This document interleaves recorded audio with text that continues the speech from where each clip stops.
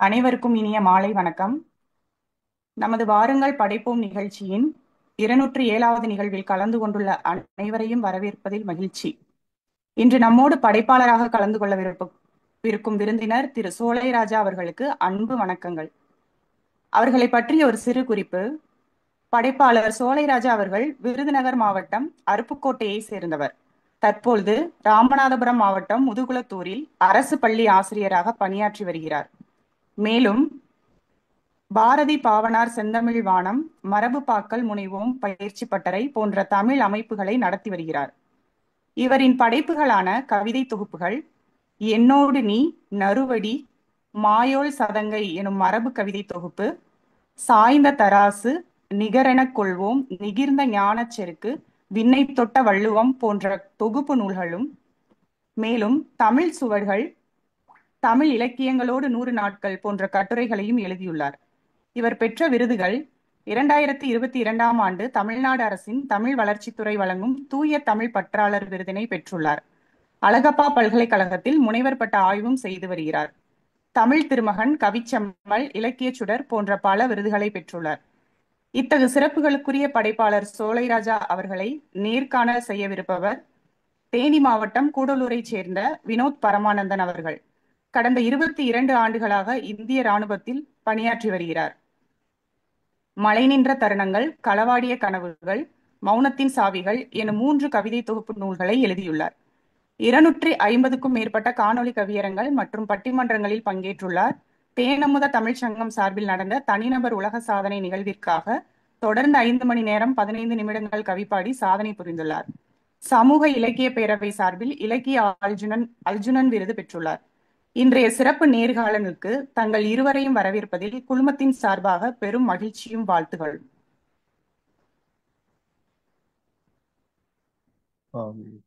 தொடங்கலாங்களா? தொடங்கலாம் சார். அனைவருக்கும் மனதினிய மாலை வணக்கம். முதலில் இன்றைய சிறப்பு விருந்தினர் அன்பிற்கினிய தோழர் சோலைராஜா அவர்களை மீண்டும் ஒரு முறை அன்புடன் வாருங்கள் படைப்பம் குழு சார்பில் வரவேற்று நம்ம அந்த நிகழ்ச்சிக்குள்ள போலாம். வணக்கம் தோழர். எனக்கு பாரதி பாவாணர் செந்தமிழ் வானம் மூலமா தான் நீங்க எனக்கு பழக்கம். அதனால என்னுடைய முதல் கேள்வியை நான் அதுல இருந்தே தொடங்கணும் அப்படின்னு ஆசைப்படுறேன். அதாவது பாரதி பாவாணர் செந்தமிழ் வானம் தொடர்ந்து வருடம் முழுக்க, வாரம் முழுக்க நிறைய நிகழ்வுகளை, நிறைய போட்டிகளை முன்னெடுத்து நடத்திக்கிட்டு இருக்கு.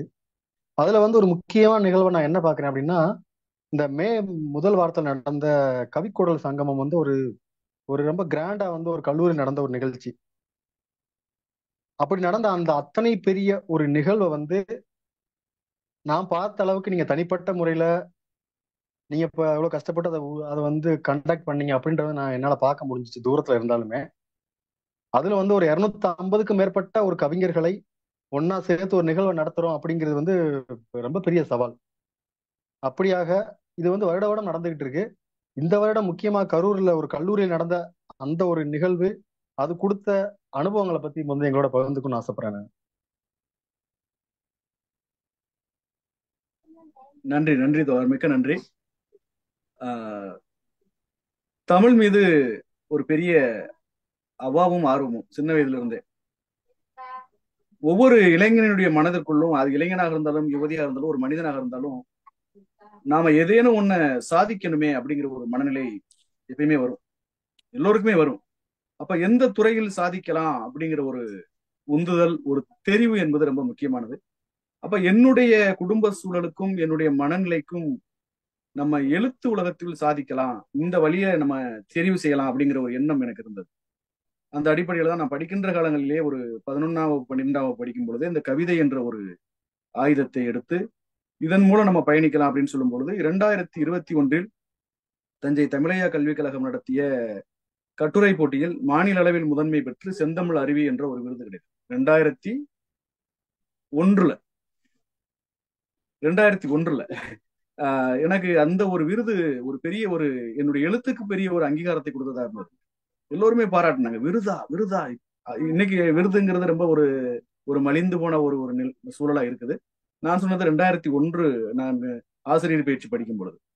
அப்ப அதற்கடுத்து தொடர்ந்து பணிகள், படிப்பு முடிஞ்ச உடனே குடும்ப சூழல், நமது எழுத்துலகம் சார்ந்தும் போது நான் எங்க திருப்பூர், கோயம்புத்தூர் என்று பல ஊர்கள்ல வந்து வாழ்வாதாரத்திற்காக பயணிக்க வேண்டிய ஒரு சூழல் வந்தா கூட அந்த இடத்துல வந்து நூலகம் எங்க இருக்கு அப்படின்னு நான் பார்ப்பேன்.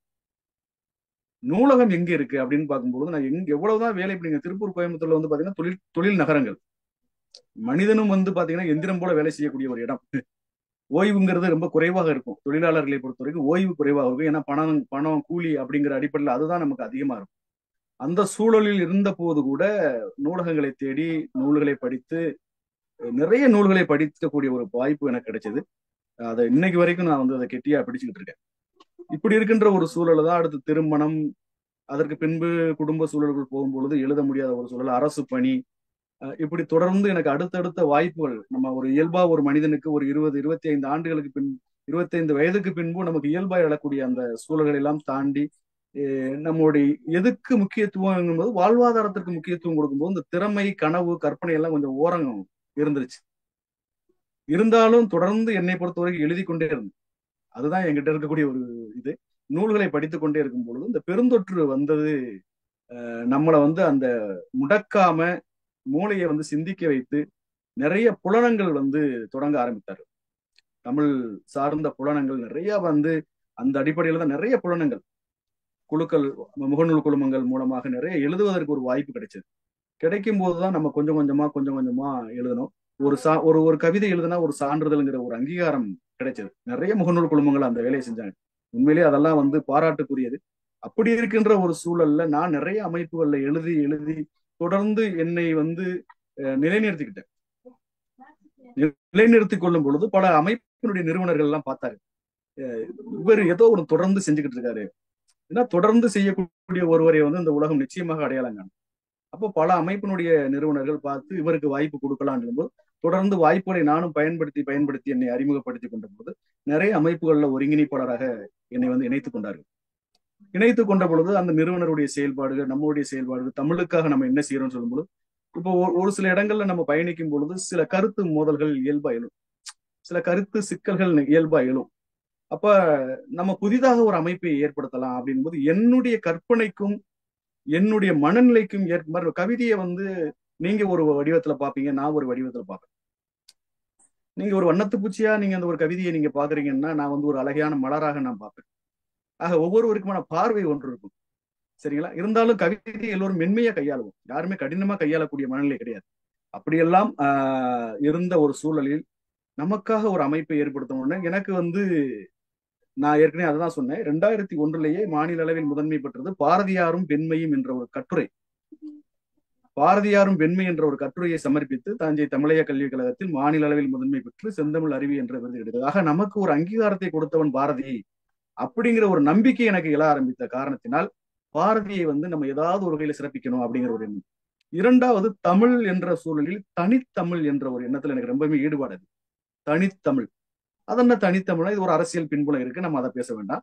எனக்கு அந்த தனித்தமிழ் மேல மிகுந்த ஈடுபாடு. கலப்பு மொழிகளை தாண்டி தனித்தமிழ் மேல நம்ம உரையாடணும் அப்படிங்கிற ஒரு எண்ணம், அந்த சிந்தனை கூட அந்த புலனங்களின் வாயிலாக எனக்கு ஏற்பட்டதுதான்.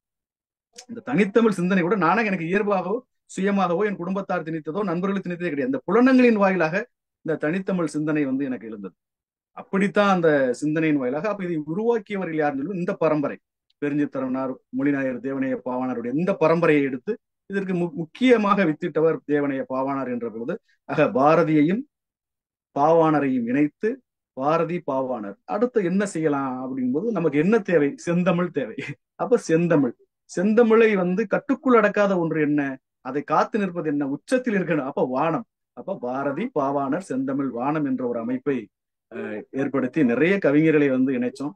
நிறைய கவிஞர்கள் எழுதினாங்க. இதற்காக சான்றிதழ் கொடுப்பது, தலைப்புகளை தெரிவு செய்வது, தலைப்புகள்லாம் வந்து பாத்தீங்கன்னா ரொம்ப தரமான தலைப்புகளா இருக்கணும், ஒரு கவிஞனை தட்டி எழுப்பி அவனை எழுத வைக்கணும் அப்படிங்கிற ஒரு சிந்தனை எங்களுக்குள்ள இருந்ததுனால குறிப்பா பயிற்சி கொடுத்தே நாங்க வந்து தலைப்புகளை கொடுத்து ஒவ்வொரு இடத்திலையும் வந்து சிறப்பாக செய்து அடுத்ததாக நாங்க ஒரு 2022 இந்த அமைப்பை தொடங்கி கொஞ்சம் கொஞ்சமாக நாங்க கொண்டு செல்லும் பொழுது ஒரு நேரடி நிகழ்வாக நடத்தினா எப்படி இருக்கும், நிறைய பேரை வர வச்சு ஒரு இடத்துல அவங்கள வந்து சிறப்பித்தால் எப்படி இருக்குங்கிற ஒரு எண்ணம் எழுந்தது.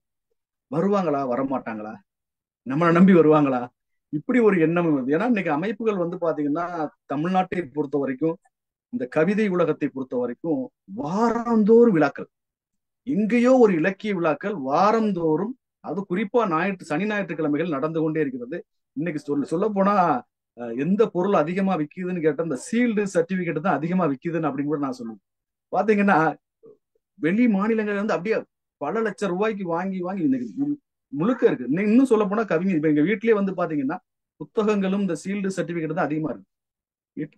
என்னை சுத்தி அதுதான் இருக்கும். அந்த அளவுக்கு இன்னைக்கு விழாக்கள் நிறைய நடந்துகிட்டு, கவிஞர்களை தட்டி எழுப்பி அவர்களுக்கெல்லாம் ஒரு வாய்ப்பை வழங்குவதற்கும் இந்த அமைப்புகள் உதவி செஞ்சு கொண்டிருக்கின்றது. இந்த நேரத்துல நம்ம ஒரு விழா எடுத்தா எப்படி, நமக்கான வரவேற்பு எப்படி இருக்குன்னு சொல்லும்போது, இது தென் மாவட்டத்துல போடலாமா, வட மாவட்டத்துல போடலாமா, இங்க போடலாமா, அங்க போடலாமான்னு ஒரு பெரிய சிந்தனைக்கு பிறகு எல்லோரும் சந்திக்கக்கூடிய இடமா ஒரு இடம் இருக்கணும், நமக்கும் நம்ம வேலைகளை செய்வதற்கு வசதியான ஒரு இடமா இருக்கணும் அப்படின்னு சிந்திச்சு பார்த்துதான் நாங்க வந்து கரூர் என்ற ஒரு இடத்துல ஏற்பாடு செஞ்சோம். எங்களுக்கு வந்து ஒரு பெரிய கல்லூரி, ஜெயராம்ஸ் கலை மற்றும் அறிவியல் கல்லூரி, அந்த நிறுவனர் மதிப்பிற்குரிய ஐயா ராமசாமி ஐயா அவர்கள் எங்களுடைய மனநிலையும் நாங்கள் எடுத்துட்டு சென்ற அந்த விதத்தையும் பார்த்து, கண்டிப்பா உங்களுக்கு நாங்க செய்யணும், நம்மளோட நம்ம கல்லூரியில இணைஞ்சு செய்யுங்க அப்படின்னு சொல்லும்போது, முதல் 2023 மே மாதம் கவிச்சங்கமம் அப்படின்னு போட்டோம். ஒரு டைட்டில், கரூரில் கவிச்சங்கமம், நல்லா இருக்கே அப்படின்னு மாதிரி கரூரில் கவிச்சங்கமம் போட்டோம். கிட்டத்தட்ட ஒரு 400 கவிஞர்கள் வந்தாங்க. அன்றைய சூழலில் அங்கிருந்த மேயர் அம்மா அவர்கள் வந்து அந்த நிகழ்வை வந்து குத்துவிளக்கு ஏற்றி சிறப்பித்தார்கள். ஒரு 400-500 கவிஞர்களுக்கு நாங்கள் சிறப்பிக்க முடிந்தது.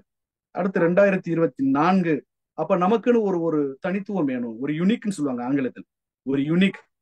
அப்ப நம்ம பாரதி பவனர் செந்தமிழ் வானத்திற்கு ஒரு தனித்துவம் வேண்டும் அப்படிங்கிறதுனால அந்த கரூருங்கிற கான்செப்ட் எங்களுக்கு ரொம்ப பிடிச்சிருந்தது. அடுத்ததாக கரூரில் கவி கூடல் என்று ஒரு விழாச்சோம். அந்த கவி சங்கமத்தை காட்டிலும் ஒரு சிறப்பான நிகழ்வாக அந்த கரூரில் கவி கூடல் அமைஞ்சது. பெரிய பெரிய ஆட்கள்லாம் வந்திருந்தார்கள். நிறைய கவிஞர், தமிழ்நாடு, கேரளம், ஆந்திராவில இருந்தெல்லாம் நிறைய கவிஞர்கள் வந்திருந்தாங்க. எங்களுக்கு மிகப்பெரிய ஒரு நம்பிக்கையாகவும் உந்துதலாகவும் அது அமைய பெற்றது. அதற்கடுத்து 2025 இதுல ஒரு சிறப்பு என்னன்னா, நாங்க மே மாதம் முதல் ஞாயிறு தான் வைப்போம். மே மாதம் முதல் ஞாயிறு என்றாலே நம்ம நிகழ்வு அப்படி பாரதி பவனர் செந்தமிழ் வானத்தில் நிகழ்வு நடக்கும் அப்படிங்கிற மாதிரி ஒரு ஒரு செய்தியை உருவாக்கணும், ஒரு நிகழ்வை உருவாக்கணும் அப்படிங்கிறதுல ரொம்ப குறிக்கோளாக இருந்து எந்த விதமான சமரசமும் செஞ்சது, என்ன நடந்தாலும் சரி மே முதல் வாரம் இந்த நிகழ்வு நடக்கணும் அப்படிங்கிற மாதிரி 2023, 24, 25 நாங்க வந்து கடந்த மே 4 அன்று கரூரில் கவி கூடல் என்ற ஒரு நிகழ்வை நாங்க முன்னெடுத்தோம். கிட்டத்தட்ட 1024 சர்டிபிகேட் 1024 சர்டிபிகேட் போட்டோம். இந்த நிகழ்வுல நிறைய கவிஞர், கிட்டத்தட்ட 522 பேர் பதிவு செய்திருந்தார்கள். சிறார்கள் மட்டும் 49 பேர் குழந்தைகள், அவர்கள் பங்கேற்பு இருந்தது. மரபு பாவலர்கள் கிட்டத்தட்ட 54 பேர். இதுல ஒரு முக்கிய சிறப்பு என்ன அப்படின்னு பாத்தீங்கன்னா, நிறைய இன்னைக்கு உலக சாதனைங்கிற ஒரு செய்தி இருக்கு. இப்ப உங்களுடைய உலக சாதனை கூட பதிவு பண்ணாங்க. அப்ப அந்த உலக சாதனை என்ன அப்படின்னா, நம்ம திறமைக்கான ஒரு அங்கீகாரமாக இருக்கு. அது உலக சாதனையா இல்ல கின்னஸாங்கிறது அது இரண்டாவது நம்ம ஆய்வுக்கு வைத்துக் கொள்வோம். நம்மளுடைய முயற்சிக்கு ஒரு சான்று அளிக்கக்கூடியதாக இந்த உலக சாதனை ஒன்றாது. அப்ப இதை நம்ம செய்யும் பொழுது என்னன்னா, நம்மளுடைய திறமை வெளியே வந்து சற்று கூடுதலாக அழுத்தம் கொடுத்து பார்க்கப்படுகிறது. இப்ப நீங்க 5 மணி நேரம் பண்ணுங்கிற போது நீங்க இயல்பாகவே 5 மணி நேரம் 10 மணி நேரம் கூட பண்ணலாம். ஆனால் அது ஒரு உலக சாதனையாக பண்ணும் பொழுது இந்த அரங்கில் கூட அது பேசப்படுவதற்கு ஒரு வாய்ப்பா இருக்கு. அப்ப இதை முன்னெடுப்போம் என்ற ஒரு வகையில தான் என்ன செய்யலாம் அப்படிங்கிற போது, திருவள்ளுவருடைய கன்னியாகுமரி திருவள்ளுவர் சிலையின் வெள்ளி விழா ஆண்டை அரசு கொண்டாடியது. அப்ப இந்த கருத்தை எடுத்துக்கொண்டு 25வது ஆண்டுனால 25 பாவலர்களை நாங்கள் தெரிவு செய்து அவர்களுக்கு பயிற்சி அளித்து, அவர்கள் எல்லாம் குரல் வெண்பாக்களை சுயமாக ஒவ்வொரு அதிகாரத்திற்கும் நாங்கள் 10 குரல் வெண்பாக்களை எழுத வைத்து அவர்களுக்கு பயிற்சி அளித்து, இதை நேரடியாக நம்ம வந்து பாவரங்கமாக அரங்கேற்றம் செய்ய வேண்டும் என்ற ஒரு எண்ணத்தில் இதற்கான முன் திட்டமிடல் போட்டு 5 அமர்வுகளாக பிரித்து ஒவ்வொரு அமர்வுடன் 5 பாவலர்கள், இதை வந்து குறிப்பிட்ட நேரத்துல தொடங்கி குறிப்பிட்ட நேரத்துக்குள்ள முடிக்கணும்னு சொல்லி 1 மணி நேரத்துக்குள் இந்த சாதனையை நிறைவு செய்ய வேண்டும் என்ற ஒரு எண்ணத்தில் நாங்கள் தொடங்கினோம். தொடங்கி கிட்டத்தட்ட ஒரு 53 நிமிடங்களுக்குள் எங்களுடைய 25 பாவலர்களும் அதை செய்து முடித்தார்கள். அது ஒரு உலக சாதனையாக அங்கு படைக்கப்பட்டது. இதை போல எனக்கு மிகப்பெரிய பலமாகிறது என்னுடைய ஒருங்கிணைப்பாளர்கள். பாத்தீங்கன்னா அந்த நிகழ்வுல ஒரு சிறு சர்க்கிள் என்ன அப்படின்னா, மதிய உணவு கூட கொஞ்சம் தாமதமா வந்தது. ஆனா ஒருங்கிணைப்பாளர்கள் மதிய உணவு கூட உண்ணாமல் அந்த நிகழ்வை மிக சிறப்பா செய்து காட்டினார்கள். நீங்கள் அதை பல கிலோமீட்டர் தூரத்தில் பல மாநிலங்களுக்கு அப்பால் இருந்தால் கூட உங்களுடைய அந்த மூளையில் வந்து விழுந்திருக்கிறது கரூரில் கவிக்கூடல் என்று சொன்னால் இதற்கு முழு காரணம் அந்த ஒருங்கிணைப்பாளர்கள். இரண்டாவது, நாங்கள் தெரிவு செய்யக்கூடிய அந்த உடை உடை அந்த மேடையில் இருக்கக்கூடிய பின்னாடி இருக்கக்கூடிய அந்த பேக் டிராப் என்று சொல்லக்கூடிய அந்த பின் இணைப்பு, அது புகைப்படத்திற்கு சரியாக இருக்க வேண்டுமா, பின் ஒருங்கிணைப்பாளர் சரியா இருக்கணுமா, குத்து விளக்கில் இருந்து அந்த சான்றிதழ் வடிவமைப்பில் இருந்து எல்லாமே என்னுடைய குழுவினுடைய அந்த தெரிவு, இதெல்லாம் பார்த்து பார்த்து செய்ததால் தான் இன்னைக்கு ஒரு ஒரு மிகப்பெரிய ஆளுமைகள் இருக்கக்கூடிய ஒரு அரங்கில் இந்த விழாவை வந்து முதல் கேள்வியாக, இந்த விழாவில் முதல் வினாவாக நீங்கள் கேட்பதற்கு அந்த கரூரில் கவிக்கூடல் உங்களை தூண்டி இருக்கிறது என்று சொன்னால் நிச்சயமாக என்னுடைய ஒருங்கிணைப்பாளர்களும் எங்களுடைய உழைப்பும். நாங்க 6 மாதமா உழைக்க ஆரம்பிச்சிருவோம். டிசம்பர் மாசம் நாங்க வந்து கிறிஸ்துமஸ் முடிஞ்ச உடனே திட்டமிடுவோம். பொங்கலுக்கு நாங்க வேலையை ஆரம்பிப்போம். சரியாக ஒரு 5-6 மாசம் மே மாதம் முதல் வாரத்திலேயே அந்த பணியை முடிச்சுட்டு நாங்க செஞ்சிருவோம். சரிங்களா? நன்றி தோழர், மிக்க நன்றி. இல்ல, எனக்கு என்ன மகிழ்ச்சினா, அந்த கவிக்கூடல வந்து ஒரு 250 கவிஞர்கள் ஒன்னா இருக்குச்சு. நீங்க இருக்கிறது வந்து முதுகுளத்தூர், நிகழ்ச்சி நடந்தது அப்படியே ஆப்போசிட்ல கரூர்ல. இங்க இருந்து அங்க போய் ஒரு இவ்வளவு பெரிய நிகழ்ச்சியை நடத்தினதுக்கு வந்து என்னுடைய முதல் வாழ்த்துக்கள். நம்ம அடுத்த கேள்விக்கு போலாம். நீங்க வந்து ஒரு ஆசிரியர், ஆசிரியர் பணிக்கு நடுவுல உங்களோட இலக்கிய பணிகளுக்கும் படைப்புகளுக்கும் நான் வந்து தொடர்ந்து உங்களை வந்து பார்த்துட்டே இருக்கேன். அதாவது ஆண்டு முழுவதும்ன்ற மாதிரி வாரம் முழுவதும் நிகழ்ச்சி இருக்கு. பாரதி பாவாணர்ல வாரம் முழுக்க நிகழ்ச்சி இருக்கு. அப்படி இருக்கும்போது நேரம் ஒதுக்கி இந்த பொதுத்தளத்தில் இயங்குவது வந்து இனிமையா இருக்கா இல்ல இம்சையா இருக்கா? அதுமாதிரி எனக்கு உங்ககிட்ட ஆச்சரியமா இந்த இருக்கு. அதாவது தொடர்ந்த நிகழ்வுகள்ல வந்து எல்லா நிகழ்வுகளுமே நீங்க இருக்கீங்க, தலைமையாகவோ இல்ல ஒருங்கிணைப்பாகவோ நீங்க வந்து எல்லா நிகழ்வுகளும் இருக்கும்போது இதற்கான நேரம் எப்படி ஒதுக்க முடியுது? வீட்டுல இதற்கு எதிர்ப்பும் எதிர்பார்ப்பும் எந்த அளவுக்கு இருக்கு அப்படின்றது என்னோட கேள்வியா இருக்கு. எனக்கு உபயோகமா இருக்கும் உங்களோட பதில் மூலமா. நன்றி தோழர். உங்களுக்கு மட்டுமில்ல, எல்லோருக்குமே இது உபயோகமா இருக்கக்கூடும். ஏன்னா இன்னைக்கு வந்து ஒரு அலைபேசியில வேடிக்கையா சொல்லுவாங்க, ஆடலும் பாடலும் பார்த்தா கூட அவனை ஏத்துக்கிறாங்க வீட்டுல, ஆனா ஆக்கப்பூர்வமா ஒண்ணு செய்யறவனை வந்து இன்னைக்கு ஏத்துக்கிறது இல்லை அப்படிங்கிற நிலைப்பாடு எல்லாமே வீட்டுல இருக்கு. விடிய விடிய இன்னைக்கு ஐபிஎல் பார்த்தா கூட பெருமையா பாக்குறாங்க, வீட்டுக்காரர் ஐபிஎல் பார்த்துட்டு இருக்காரு அப்படின்னு சொல்லி அப்ரிசியேட் பண்ணி டீ காபி போட்டு கொடுக்குற குடும்பங்கள்லாம் இன்னும் இருக்கதான் செய்யறாங்க. அப்படிங்களா? ஐபிஎல் பாக்குறது கூட. ஆனா ஒரு கவியரங்கம் பண்றோம், ஒரு கவிதைகளை நம்ம தயார் பண்றோம், ஒரு நிகழ்வுக்கான திட்டமிடல் பண்றோம், ஒரு சான்றிதழ் தயார் பண்றோங்கிற போது இது ஒரு ஆகாத வேலை அப்படிங்கிற பார்வை எல்லார் மத்தியில இருக்கு. காரணம் என்ன அப்படின்னு கேட்டா, இது வந்து ஒரு இணையம், திறமை, சாதனை என்பது இன்னும் பல இடங்கள்ல புறம்பாகத்தான் வைக்கப்படுது. வீட்டுக்கு புறம்பாக சில செய்திகளை செய்ய முடியாது, புறமாக வைப்போமா, அந்த மாதிரிதான் இன்னைக்கு வந்து நிறைய பேரை, அது ஆணாக இருந்தாலும் சரி பெண்ணாக இருந்தாலும் சரி, இது நமக்கு தேவையில்லை. நமக்கிட்ட ஒரு வேலை இருக்குது, மாதமான வருமானம் வருது, நம்ம இதை வச்சு நம்ம வாழ்ந்துட்டு போகலாம். வீடு இருக்கு, நம்ம டிவி பார்க்கலாம், சீரியல் பார்க்கலாம், ஐபிஎல் பார்க்கலாம், கிரிக்கெட் பார்க்கலாம், மற்ற நிகழ்வுகள் பார்க்கலாம். இது எதுக்கு அப்படிங்கிற ஒரு பார்வை இன்னைக்கு கணிசமாக வெகுவாக பலரிடம் இருக்கத்தான் செய்யும். அப்படி இருக்கும்போது இதை எப்படி நம்ம வந்து சரி பண்றது அப்படின்னா, நம்ம நிரூபித்து காட்டிடும். இப்ப நான் வந்து மற்றவங்க எப்படி விழா நடத்துறாங்க தெரியல, இப்ப நீங்க கேட்டதுனால சொல்றேன். கரூரில் கவிக்கூடலா இருக்கட்டும், கவிச்சங்கமா இருக்கட்டும், கவிப்பெருளா இருக்கட்டும், என்னுடைய குடும்பத்தோட போய் அந்த விழா நடத்தலாம். என்னுடைய குடும்பத்தோட நான் கலந்துக்குவேன், என்னுடைய மனைவி, என்னுடைய குழந்தைகள் எல்லோருமே கலந்து கொள்வார்கள். இப்ப நாங்க பண்றதை பார்த்துட்டு எங்களுடைய உறவுகளும் அந்த விழாவுக்கு வர்றாங்க. கடந்த 2 ஆண்டுகளாக எங்களுடைய அண்ணனுடைய குடும்பங்கள் வந்தாங்க. இன்னும் இப்ப சொல்லிருக்காங்க, அடுத்த வருஷம் கண்டிப்பா எங்களை கூப்பிடுங்க அப்படின்னு சொல்லியிருக்காங்க. அப்ப எங்களுக்கான அங்கீகாரத்தை அந்த இடத்துல பாக்குறாங்க, எனக்கான அங்கீகாரத்தை அங்க பாக்குறாங்க. இன்னும் சொல்ல போனா, இன்னைக்கு மரபுங்கிற ஒரு கருத்தை நீங்க வெளிப்பட்டது. மரபு, இப்ப மரபு நான் வந்து ஒரு 54 பாவலர்களை உருவாக்கி இருக்கிறோம், ஒரு உலக சாதனை படைத்திருக்கிறோம் அப்படின்னு சொல்லும்போது, ஒரு ஒரு 15-20 பாவலர்கள் இணைந்து ஒரு 3 கிராம்ல தங்க காசு எனக்கு கொடுத்தாங்க. தங்க காசு இது வரைக்கும் நீங்க எத்தனையோ பேருக்கு யாராருக்கும் கொடுக்கலாம். கவிப்பேரசு வைரமுத்துலனார் ஒவ்வொரு இதுக்கும் ஒரு தங்க காசு ரஜினிகாந்துக்காக பாடிய பாடல் இருக்கு. ஆனா ஒரு சமகாலத்துல ஒரு எளிமையானவன், ஒரு ஏழை எளிய குடும்பத்திலிருந்து பிறந்த ஒருத்தனுக்கு தங்க காசு கொடுத்து கௌரவிக்கின்ற ஒரு ஒரு நடைமுறை நீங்க எங்கேயாவது பார்த்திருப்பீங்களான்னா கிடையாது. அது பெரும் செல்வந்தர்களுக்கு இருந்திருக்கலாம், வசதி உள்ளவர்கள் பின்புல இருந்திருக்கலாம். ஆனா ஒரு ஏழை எளிய பிள்ளை, ஒரு தொடக்க பள்ளியில ஒரு ஒரு தொடக்க நிலை ஒரு ஆசிரியர், அவருக்கு வந்து இது கிடைக்குது அப்படின்னா உண்மையிலேயே அது நம்ம ஏதோ ஒரு செய்தியை செஞ்சிருக்கோம், அத்தனை பேரை உருவாக்கி இருக்கோம். அவர்களும் ஒரு ஆசிரியருக்கு இதை செய்யணுங்கிற ஒரு எண்ணத்துல இருந்ததுனால. ஆக நீங்க சொன்னது மாதிரி எனக்கு முதல்ல அங்கீகாரம் இல்லை, இப்ப வந்து புரிந்து கொண்டார்கள். எனக்கு நல்ல ஒத்துழைப்பு, என்னுடைய குழந்தைகளாக இருக்கட்டும், மனைவியாக இருக்கட்டும், சுற்றுப்புறமாக இருக்கட்டும், பள்ளியிலாக இருக்கட்டும், சக தோழமைகளாக இருக்கட்டும், எனக்கு வந்து வழி விட்டுறாங்க. அவரை தொந்தரவு பண்ணக்கூடாது, விட்டுருங்க, ஏன்னா அவர் ஒரு ஆக்கப்பூர்வமான வேலையை செஞ்சுக்கிட்டு இருக்காரு அப்படிங்கிற மாதிரி எனக்கு வழி விடுறாங்க. நிறைய இடங்கள்ல வழி விட்டுறாங்க, வரவேற்கிறார்கள். எனக்கான மரியாதையை நிச்சயமா அவங்க தர்றாங்க.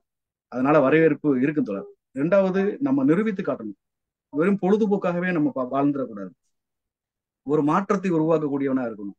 அப்படிங்கிறதுனால இன்னைக்கு வந்து அதெல்லாம் அவங்க செய்யறாங்க. நமக்கு அந்த நிச்சயமா குடும்பங்கள்ல அது இம்சைகள்லாம் எனக்கு கிடையாது. அரசு பள்ளி இருக்கும்போது நம்ம அது ஆசிரியராக இருக்கிறேங்கிற போது எனக்கு வரவேற்பா தான் இருக்கு. இன்னைக்கு நான் ஒரு மரபு வகுப்பு நடத்துவதற்கு நான் என்னுடைய ஆசிரியர் பணி உதவியா இருக்கு. அது யார் நடத்துறாரு, என்னவா இருக்கிற ஆசிரியர், அப்ப ஆசிரியர் அப்ப இன்னும் என்னுடைய தகுதியை நான் உயர்த்தணும் அப்படிங்கிற ஒரு நிலைப்பாடு. நான் இப்ப தொடக்க நிலையில இருக்கேன். இன்னும் என்னை உயர்த்தணும் அப்படிங்கிற போது நான் இப்ப வந்து முனைவர் பட்டம் செய்து கொண்டிருக்கிறேன். காரணம் என்ன? என்னை உயர்த்தி கொள்ள வேண்டும். ஆக நான் என்னுடைய தகுதியையும் நான் உயர்த்திக் கொள்கிறேன், தொடர்ந்து எனக்கான அங்கீகாரத்தையும் நான் வந்து பெற்றுக்கொள்கிறேன். அப்படிங்கிற போது நான் என்னை நிரூபிக்கிறதுனால எனக்கான தடைகள் எல்லாம் விலகி எனக்கான ஆதரவுகள் தான் இன்னைக்கு அதிகமாகிட்டு இருக்கு. தமிழ்நாடு நீங்க சொன்னது மாதிரி ராமநாதபுரங்கிற ஒரு தென் கடைக்கோடியில் இருக்கிற கரூர்ல எப்படி நீங்க 500 பேரை கூட்டினீங்கன்னு சொல்லும் பொழுது அதற்கு காரணம் இதுதான், ஒரு அங்கீகாரம். என்னை அங்கீகரிக்க ஆரம்பித்து விட்டார்கள், ஆதரவு கொடுக்க ஆரம்பித்து விட்டார்கள். அதனுடைய பலன் நீங்க பேசியதுன்னு விளைவு. அவ்வளவுதான். மகிழ்ச்சி மகிழ்ச்சி தோழர், மகிழ்ச்சி.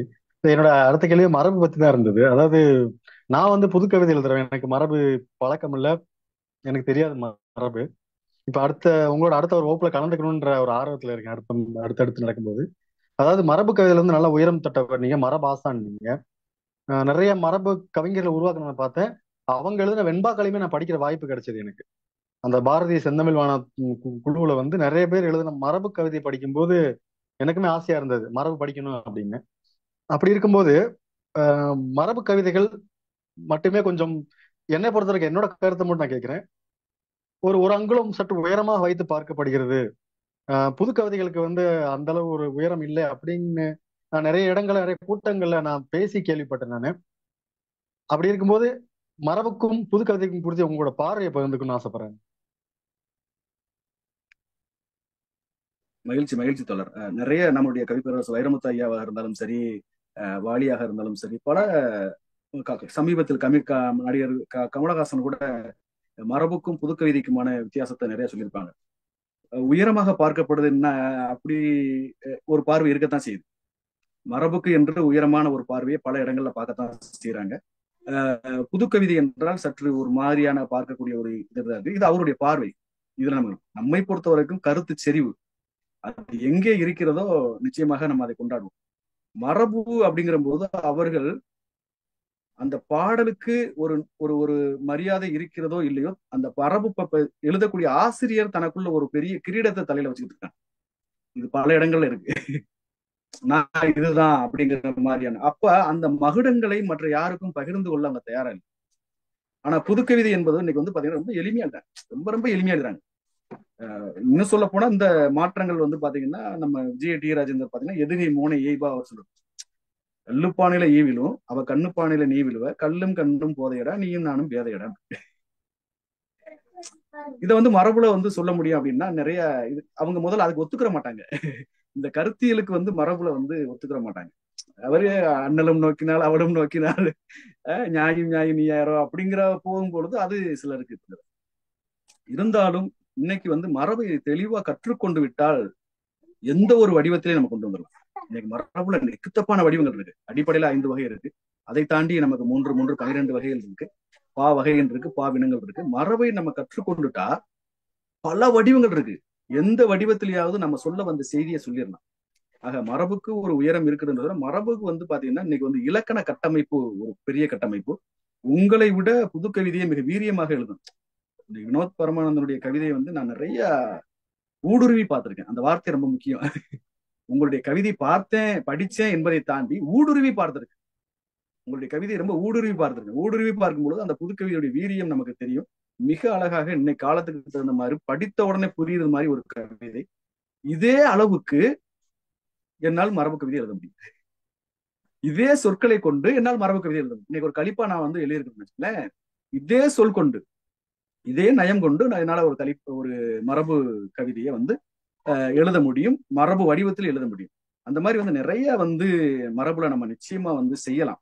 ஆக உயரம் இல்லை அப்படிங்கிற இதனை தாண்டி எல்லாம் என்னை பொறுத்த வரைக்கும் மரபுங்கிறது இலக்கண கட்டமைப்பு கொண்டது, அவ்வளவுதானே தவிர அதை முறையா படித்து கொண்டா ரொம்ப எளிமையா இருக்கும். படிப்பதை தாண்டி அதை வந்து நான் வந்து ஒரு ஆசிரியரா ஒரு பயிற்றுனரா எனக்கு நிறைய தடைகளை சந்திச்சோம். இதை கற்றுக்கொள்வதற்கு நிறைய தடைகளை சந்திச்சோம். தடைகளை சந்திக்கும் பொழுது இவ்வளவு தூரம் தாண்டி வந்ததால இது எல்லோருக்கும் வெகுஜனங்களுக்கு கொண்டு போய் சேர்க்கணுங்கிற ஒரு முயற்சியில தான் இன்னைக்கு வந்து மரபு பட்டறை வந்து நான் ஆரம்பிச்சு நிறைய பாவலர்களை வந்து நம்ம உருவாக்கிட்டு இருக்கோம். நிச்சயமா இது இன்னும் தொடரும் தொடர், இன்னும் தொடரும். கடந்த ஆண்டு 54 பாவலர்களை நம்ம அரங்கேற்றினோம். வருகின்ற அதை விட கூடுதலாக நம்ம வந்து அரங்கேற்றுவோம். மகிழ்ச்சி தோழர், மகிழ்ச்சி. நானுமே நிறைய வெண்பாக்கள் படிச்சேன், ரொம்ப மகிழ்ச்சியா இருந்தது. அடுத்த என்னோட கேள்வி வந்து உங்களோட கவிதை தொகுப்புல இருந்த நறுவடி, இது வந்து தமிழ்நாட்டுல இருந்து டெல்லி நோக்கி, டெல்லி வரை வந்து நான் வாசித்த ஒரு கவிதைன்றது எனக்கு பெரிய மகிழ்ச்சி. அதுல வந்து ஒரு கவிதை படிச்சேன், அவனின் அரைப்பக்கம் அப்படிங்கிறது வந்து, அவனின் அரைப்பக்கம் அப்படிங்கிற தலைப்பு ஒரு நீள் கவிதை. நான் ரொம்ப ரசிச்சு படிச்சேன். அது காதல் கவிதை. அதுல ஒரு சில வரியை மட்டும் சொல்லிட்டு அதை பத்தி நான் கேள்வி கேட்கணும்னு ஆசைப்படுறேன். அவனின் அரைப்பக்கம், எந்தன் பழைய புத்தக பக்கங்களின் நடுவே முத்து முத்தாய் கவிதை தடங்கள், ஏவாள் கடித்து கொடுத்த எச்சில் ஆப்பிளாய் அங்கங்கே முற்றுபெறாத காதல் கவிதைகள், மயங்கொலி பிழைகள் மண்டி கிடக்கும் முதல் தீண்டனில் முகப்பரு கவிச்சுவடுகள். இந்த வரி எனக்கு ரொம்ப பிடிச்சிருந்தது. முதல் தீண்டலில் முகப்பரு கவிச்சுவடுகள், நியூட்டனுக்கும் ஐன்ஸ்டீனுக்கும் புரிபடாத இரண்டு தரப்புகளின் இதய விசை, கண்ணுக்குள் காந்தம் கலந்த கணாக்கால நினைவுகளாய் அப்படின்ற அந்த ஒரு நீள் கவிதை வந்து நின்றுகிட்டே போகும். இதுல வந்து இந்த நறுபடி புத்தகத்துல வந்து நான் ரொம்ப ரசிச்சு படிச்ச ஒரு கவிதை இது. அந்த ஒருபானை சொட்டு பதம் மாதிரி ஒண்ணு மட்டும் சொல்லிட்டு நான் என்னோட அடுத்த கேள்விக்குள்ள போன பாக்குறேன். இப்படி வந்து ஒவ்வொரு படைப்பாளிக்குமே தன்னோட படைப்பை வந்து அச்சில் பார்க்கக்கூடிய அந்த கணம் தான் வாழ்வின் ஆனந்த கணம்னு கவிப்பேரசு சொல்லியிருப்பார் ஒரு இடத்துல. அப்படி உங்களோட எழுத்த வந்து பெரிய நீண்ட அனுபவம் இருக்கு உங்களுக்கு. உங்களோட படைப்பை ஒரு புத்தக வடிவில், அச்சு வடிவில் பார்க்கும்போது உங்க மனநிலை எப்படி இருந்துச்சு, அது குறித்து வந்து பகிர்ந்துக்க ஆசைப்படுறேன். அதே மாதிரி இந்த புத்தகத்தோட தலைப்பு வந்து நறுவடி. பொதுவாக வந்து இப்ப என்னோட கவிதை மழைன்ற தருணங்கள் அப்படின்னு எல்லாத்துக்குமே தெரியும், மழை நின்றுச்சு அதை பத்தி எழுதியிருக்கோம் அப்படின்னு. எனக்கு வந்து நறுவடியை பத்தின, நறுவடி என்னன்னு புரியல எனக்கு. நான் உங்ககிட்டயும் ஃபோன் பண்ணி கேட்டேன், அப்புறம் கூகுள்ல போய் நான் தேடி நறுவடி என்ன அர்த்தம்னு படிக்கிற அளவுக்கு இந்த நறுவடின்ற தலைப்பு கொடுத்து எங்களோட பகிர்ந்துக்கணும்னு ஆசைப்படுறேன் நான். மகிழ்ச்சி மகிழ்ச்சி தோழர். ஐயா கவிப்பேரரசு வைரமுத்து ஐயா சொன்னது போல, நம்முடைய நூல் முதல்ல வந்து அச்சா பார்க்கும்பொழுது நமக்கு இருக்கக்கூடிய அந்த பிரமிப்பு, எதையோ ஒண்ணு சாதிச்சிட்டோம் அப்படிங்கிற ஒரு எண்ணம் இருக்கும். எனக்கு வந்து அது அவ்வளவு சீக்கிரம் கைகூடல. ஏன்னா நான் வந்து கிட்டத்தட்ட 19 வயதுல இருந்து நான் எழுத ஆரம்பிச்சேன். 19 வயதுல இருந்து எழுத ஆரம்பிச்சேன்.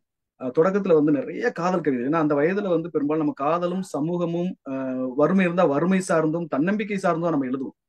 ஒரு அடிப்படை கவிஞன் முதல்ல எந்த பாடுபொருளை கையில எடுப்பான் அப்படின்னு பாத்தீங்கன்னா காதல் எடுப்பான், தன்னம்பிக்கை எடுப்பான், இதை தாண்டி புதுசா அவனுக்கு இயற்கை எடுப்பான். இவ்வளவுதான் எடுக்க முடியும், இவ்வளவுதான் எடுக்க முடியும். அழகியெல்லாம் அதுக்கு பிறகு நம்ம போயிடும். இப்படிப்பட்ட ஒரு சூழலில் இந்த கட்டமைப்புள் இருக்கும் பொழுதுதான் எனக்கு வந்து கொஞ்சம் கொஞ்சமா எழுதும் பொழுது 20 ஒரு 5 ஆண்டுகள் 6 ஆண்டுகள் 7 ஆண்டுகள் எழுதும் பொழுது 25 வயதில், கிட்டத்தட்ட ஒரு 6 ஆண்டுகளுக்கு பிறகு எப்படியாவது நூலா வெளியிடணுமேன்னு சொல்லும் பொழுது 25 வயதுல தான் ஒரு அரசு பள்ளியில ஆசிரியர் பண்ண பணி நமக்கு கிடைக்குது. கிடைச்ச உடனே இது ஒரு நல்ல வாய்ப்பு.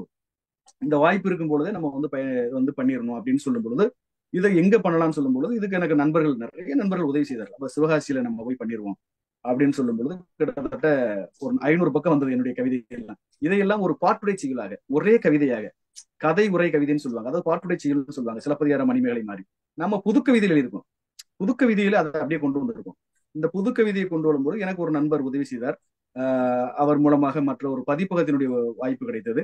அவர்கள் மிக சிறப்பா அந்த நூலை பண்ணிடலாம். நான் அப்ப கிருஷ்ணகிரி மாவட்டத்தில் நான் வேலை பார்த்தேன். அங்க இரவு சனிக்கிழமை வெள்ளிக்கிழமை இரவு அங்கிருந்து கிளம்புவோம். வீட்டுக்கு வந்துட்டு சிவகாசி போய் இந்த டிடிபி ஒர்க் எல்லாம் பார்த்துட்டு அங்கே இரவு தங்கிட்டு மறுநாள் ஞாயிற்றுக்கிழமை அந்த வேலையெல்லாம் பார்த்துட்டு ஞாயிற்றுக்கிழமை இரவு தங்கி இப்படிமாக ஒரு 5-6 வாரங்கள் நான் கிருஷ்ணகிரில இருந்து அருப்புக்கோட்டை சிவகாசின்னு சுத்தி இது நானாதான் எல்லாம் பண்ணி எல்லாம் பண்ணி கிட்டத்தட்ட 333 பக்கத்துமா குறைத்து, இவ்வளவு பக்கமா முதல் நூலை இப்படியா அப்படின்னு இதை கட் பண்ணுவாங்க. நான் ஒரே வார்த்தை, என்னுடைய எழுத்துக்களை எல்லாம் நூலா போடுங்க, எவ்வளவு செலவானாலும் பரவாயில்ல என்று சொல்லி வாங்குற சம்பளங்களை எல்லாம் அதில் போட்டு ரொம்ப ஒரு பெரிய துணிச்சல் வேணும். அதில் சம்பளத்தெல்லாம் உள்ள போட்டு செலவு, விழா எடுக்கிறதுக்கு கையில் பணம் இல்லை. அப்ப நண்பர்கள் சொன்னார்கள், தோழர்கள் சொன்னார்கள், இதை வந்து நீங்க வந்து ஒரு எல்லோரையும் கூப்பிட்டு வச்சு ஒரு விழாவை எடுத்தா தான் இவ்வளவு பண்ணிட்டு இதை பண்ண மாட்டீங்களா எழுன்னு சொல்லும் பொழுது ஒரு கையில வீட்டுல இருந்த ஒரு செயின் அடகு வச்சுதான் நான் வந்து விழா பண்ணேன். சிவகாசி பெல் ஹோட்டல்ல வச்சு. தென் மாவட்டங்கள்ல தன்னம்பிக்கை எழுத்தாளராக பேசப்படுகின்ற மதிப்பிற்குரிய சாத்தூர் ராமச்சந்திரங்கிற ஒரு ஐயா தான் வந்து அந்த நிகழ்வை நடத்தினாரு. உண்மையிலேயே அதை அடகு வச்சுதான் நான் அதை பண்ணேன். கையில நான் அதை பகிர்றதுக்கான சூழல் இல்லை. பண்ணி எல்லோருமே அதை பிரமிப்பா பார்த்து முதல் பிரதியை வந்து பாத்தீங்கன்னா 1000 புத்தகங்கள். அன்னைக்கு 1000 புத்தகங்கள், இன்னைக்கு 50 புக்கு. நான் இன்னைக்கு ஒரு மாயோல் சதங்கின்னு ஒரு புத்தகம் இருக்கு, 50 புக்கு போடுறதுக்கு பயமா இருக்கு. ஆனா அன்னைக்கு 1000 புத்தகங்கள் போட்டு ஏதோ ஒரு பக்கம் கொண்டு போய் சேர்த்தோம். அன்னைக்கு அவ்வளவு ஒரு ஆனந்தமாக இருந்தது, பெருமதிப்பாக இருந்தது, எல்லோருக்கும் பேசப்படக்கூடிய ஒரு இதா இருந்தது. அதுதான் இன்னைக்கு. அதுக்கு அடுத்தது நறுவடி. 2000 நான் சொல்றேன் 2011 முதல் நூல். அதற்கடுத்து 2024 இடைப்பட்ட காலம், அந்த 13 ஆண்டு காலம் நம்மளை வந்து தயார் செய்ய முடியாம போனது, குடும்பம், சூழல், வரும் இந்த மாதிரி ஒரு காலகட்டத்துக்குள்ள மாட்டிக்கிட்டதுனால இந்த மாதிரி இருந்தது. அப்ப 2024 நறுவடி என்ற நூலை வந்து கிட்டத்தட்ட முழுக்க முழுக்க நவீனமும் புது கவிதையும் சேர்ந்ததான் ஏவாள் கிடைத்து கொடுத்த எச்சில் ஆப்பிள் நம்ம போறோம். முதல் தீண்டலின் முகப்பரு, இயல்பா வந்து ஒரு முகப்பரு வந்து அந்த வாலிப வயதுல ஏற்படக்கூடியது. அது ஒரு மரபணு மாற்றத்தின் காரணமாக, இது சூழல் காரணமாக வரக்கூடியது. அந்த இதை ஒப்புமைப்படுத்துங்கிறது நமக்கு வந்து கவிதையில அதை கொண்டு வரணுங்கிறது இப்ப நீங்க பேச பேச பேச வச்சிருக்கு. அதுதான் எல்லாரையும் பேச வைக்கும். அப்ப அந்த இடத்த அவனின் அரைப்பக்கங்கிற போது அங்கிருந்து தான் நம்ம கவிதை தொடங்கப்படுகிறது. அதனாலதான் நம்ம வந்து ஏவாள் கடித்து கொடுத்த அந்த எச்சில் ஆப்பிள் எவ்வளவு பெரிய மாற்றத்தை, அது அது உண்மையோ வரலாறோ அது இரண்டாவது, ஆனால் அதை நம்பிக்கொண்டிருக்கிறோம். அதனாலதான் அதை வந்து வச்சோம். இரண்டாவது வந்து ஒரு தலைப்பு வைக்கும் பொழுது எனக்கு வந்து இலக்கியங்கள்ல இருந்து ஒரு தலைப்பை சூட்ட வேண்டும் என்பதுதான் என்னுடைய எண்ணம். அப்ப நம்ம 500 பாடல்கள்ல எடுத்து வந்து எங்க என்னன்னு பார்க்கும்போது ஒரு இடத்துல வந்து இந்த நறுவடிங்கிற ஒரு சொல்லாடலை பார்க்க முடியுது. அப்ப நறுவடி அப்படின்னா என்ன? இது பல பொருள் இருந்தாலும் எனக்கு இதுல உள்ள பொருள் என்ன? மா பிஞ்சு. ஆக நாம வந்து ஒரு கவிதையை படைக்கிறோம், நம்ம வந்து இன்னும் வந்து பழம் கனி கிடையாது, பிஞ்சு. இப்ப இலக்கணத்திலேயே தேமாங்கனி புளிமாங்கனின்னு இருக்கும்.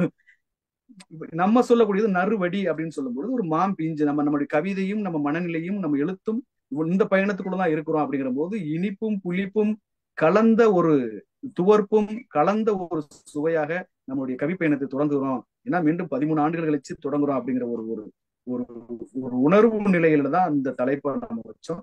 இந்த தலைப்புக்கான கவிதையும் அப்படித்தான் வச்சிருப்பேன். ஒரு காதல் சார்ந்து இந்த நறுவடி எப்படி பேசப்படுகிறது, அப்படித்தான் ஒரு நிறைவு கவிதையாக அதை வச்சிருக்கோம். இதுதான் அந்த தலைப்பிற்கான பதில் தொடர். நறுவடி என்பது அதான் ஒரு பிஞ்சு. அதுதான் நமக்கு தேவை. அந்த இல்ல மாம்பிஞ்சுக்கான சுவை இருந்தது. நல்ல சிறப்பான ஒரு கவிதை, வாழ்த்துக்கள் அதுக்கு. அதே மாதிரி நல்ல ஒரு பெரிய வாசிப்பு பழக்கம் உடையவர் நீங்க, அதை நான் பார்த்திருக்கேன்.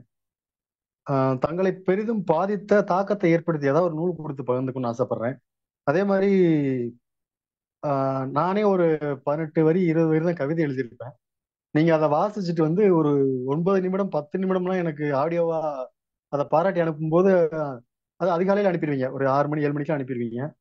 அதை கேட்கும் போதுதான் எனக்கு அன்னைக்கு அந்த நாள் ஃபுல்லாவே பயங்கர ஃப்ரெஷ்ஷா இருக்கு எனக்கு. எவ்வளவு ராணுவத்தில் எவ்வளவு டிப்ரெஷனான ஒரு சூழல் இருந்தா கூட உங்களோட அந்த காலையில அந்த வாழ்த்தை கேட்ட எனக்குள்ள பெரிய ஒரு நாளே ஃப்ரெஷ்ஷா வச்சிருந்திருக்கு. அப்படி உங்களோட இந்த இத்தனை படைப்புகளை பார்த்துட்டு உங்களுக்கு கிடைச்ச மிகப்பெரிய பாராட்ட நீங்க எதை நினைக்கிறீங்க? ஏதாவது ஒரு பாராட்டை பத்தி பகிர்ந்துக்கணும்னு ஆசைப்படுறேன். நல்லது தொடர். நூலுங்கிற போது எனக்கு வந்து ஜெயகாந்தனுடைய சிறுகதையில ரொம்ப ஆர்வம். நான் படித்த ஒரு நாவல் சிறுகதை நான் இருக்கிறேன் அம்மான்னு ஒரு இது. இதுல பாத்தீங்கன்னா 2 கதாநாயகர்கள் இருப்பாரு. ஒருத்தர் வந்து பாத்தீங்கன்னா ஒரு பிச்சைக்காரர் இருப்பாரு.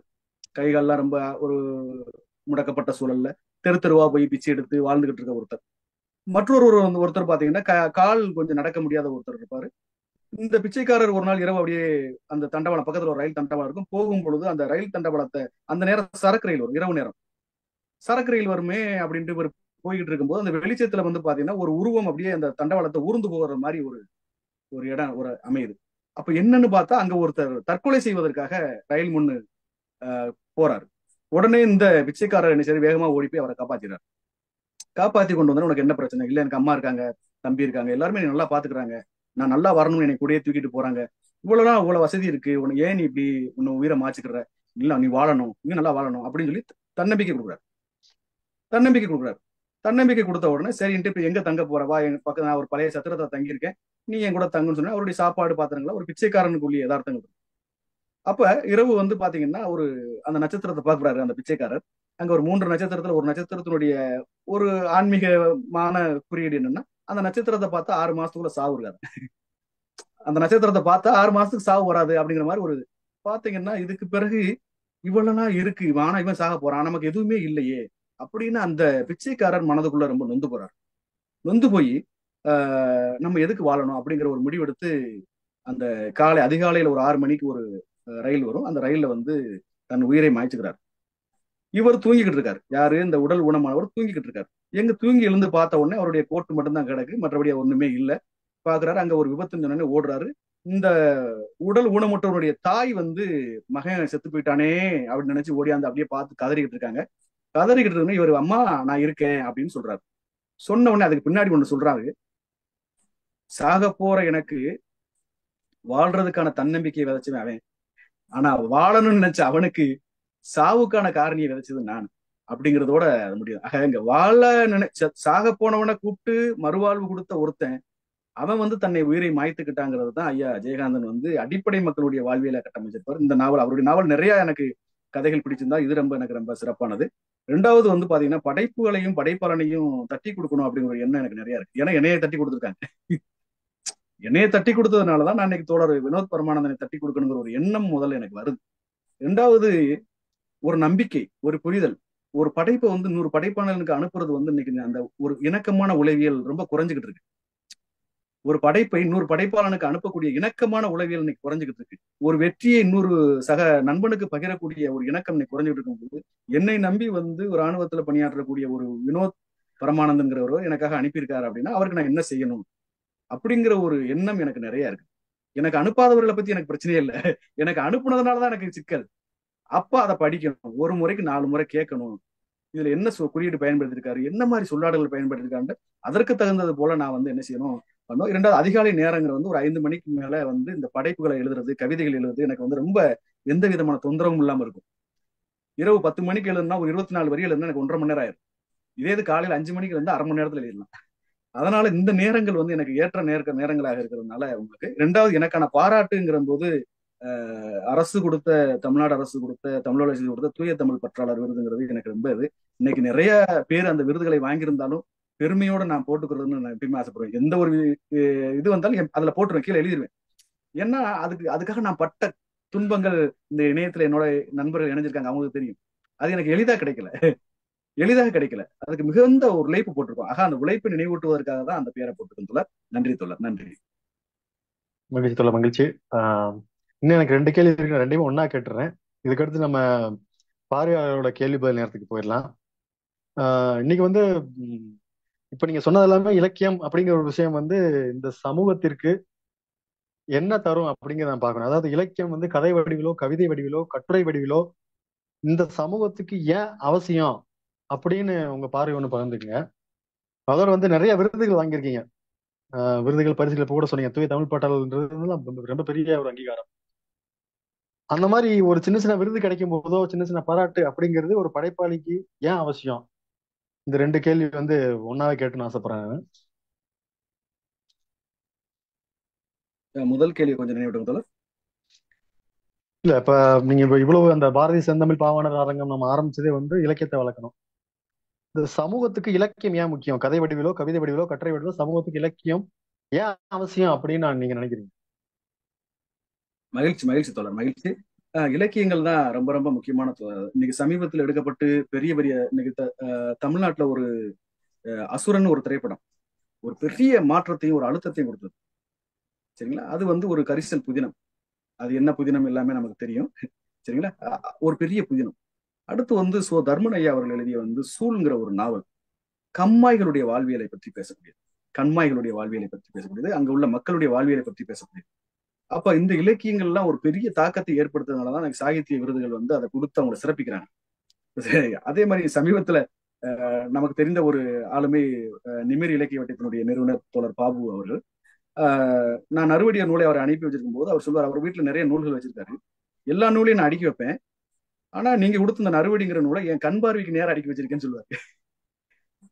அது நமக்கு ஒரு சாகித்ய விருது கொடுத்தது மாதிரி இருந்தது. ஏன்னா ஒரு படைப்பாளர் நிறைய அமைப்புகளை நடத்தி கொண்டு நிறைய இலக்கியங்களோட பயணிக்கக்கூடிய ஒரு நபர். அப்ப அதுதான் அங்கீகாரம். இப்ப நீங்க கேட்டதுக்கு வினாவுக்கு அதுதான் என்னுடைய விடையா இருக்கும். என்ன மாற்றத்தை, இதுதான் மாற்றத்தை ஏற்படுத்தும். சரிங்களா? அதாவது எங்களுடைய அனைத்து உரிமைகளையும் நீங்கள் பறித்து கொண்டீர்கள், அதனால் நாங்கள் கனவு கூட காண்பதில்லை அப்படின்னு நம்ம சொல்றோம். கனவு கூட அதையும் நீ பறிச்சுக்கிற அப்படிங்கிற போது விட்டில் பூச்சிகள் சொல்றாங்க, தினந்தோறும் நாங்கள் வந்து என்ன நடந்தனாலும் நாங்கள் மட்டுமே கொலை செய்யப்படுகிறோம், நீங்க கூட்டம் போட்டாலும் சரி, மீட்டிங் போட்டாலும் சரி, நாங்க மட்டுமே சாவோம். ஏன் இப்படி? காரணம் நம்ம அதுதான். ஒரு 10,000 பேர் 20,000 பேர் கூடுற இடத்துல அங்க இந்த பட்சிகள் எல்லாம் செத்து போறத பத்தி நம்ம அதே மாதிரி வந்து ஒரு சின்ன சின்ன இதுக்கெல்லாம் இது இந்த அப்பாவிகள் கண்டுகொள்ளாதவர்கள் பாதிக்கப்படும் பொழுதுதான் நம்ம அதை அவர்கள் சார்பாக இந்த இலக்கியங்களை படைக்கும் பொழுது அந்த இலக்கியங்களை அவர்கள் ஒரு நம்பிக்கையை ஆதரித்தது. தோல்ங்கிற ஒரு நாவல், நீங்க எல்லாம் அதெல்லாம் பேசியிருப்பீங்க. பெருமாள் முருகனுடைய ஒரு படைப்பு இன்னைக்கு தமிழ்நாட்டுல எவ்வளவு ஒரு பாதிப்பை ஏற்படுத்தி, அது சரி தவறுங்கிற ரெண்டாவது இருக்கு. அந்த அந்த பாதிப்பை இந்த சமூகத்தில் ஏற்படுது. அதுதான் இலக்கியம் செய்யக்கூடிய வேலை. நிச்சயமாக நல்ல இலக்கியங்கள் இன்னைக்கு ஒரு மாற்றத்தை நமக்கு கொண்டு வரும்.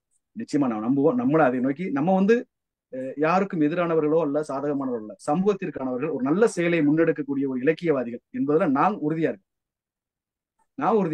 தோழர் வினோத் அவர்களும் உறுதியா இருக்காரு. சமூகத்திற்கான ஒரு படைப்பை கொடுக்கக்கூடியவர்கள் என்பதில் மாற்றுக்கருத்து. ஆனால் யாருக்கும் நம்ம சாதகமானவர்களோ பாதகமானவர்களோ வருது இலக்கியவாதிகள். அந்த இலக்கியவாதி என்றால் அந்த இலக்கியத்தோடு பயணிக்கக்கூடியவர். அதுல நம்ம 100 விழுக்காடு எந்த சமரசமும் சொல்லாமல் எப்பொழுதுமே உறுதியாக இருப்போம். நன்றி தோழர். மகிழ்ச்சி தோழர், மகிழ்ச்சி. இது என்ன ஸ்பெஷல்னா, தர்மனையாவே வந்து இந்த படைப்பு நிகழ்ச்சியில சிறப்பு விருந்தினரா ஒரு சில வாரங்களுக்கு முன்னாடி கலந்துகிட்டாரு அப்படிங்கிறத வந்து பதிவு பண்ண ஆசைப்படுறேன். மிக்க மகிழ்ச்சி. என்னிடம் நிறைய கேள்விகள் இருக்கு. ஆனால் வந்து நான் மட்டும் கேட்கிறத விட அவையில் இருக்க மற்ற ஆளுமைகளும் கேட்டால் நல்லா இருக்குன்ட்டு நம்ம கேள்வி நேரத்துக்கு போயிடலாம். கேள்வி கேட்கறவங்க கைகளை உயர்த்தலாம். வரிசைப்படி அவங்க நெறியாளர் கூப்பிடுவாங்க.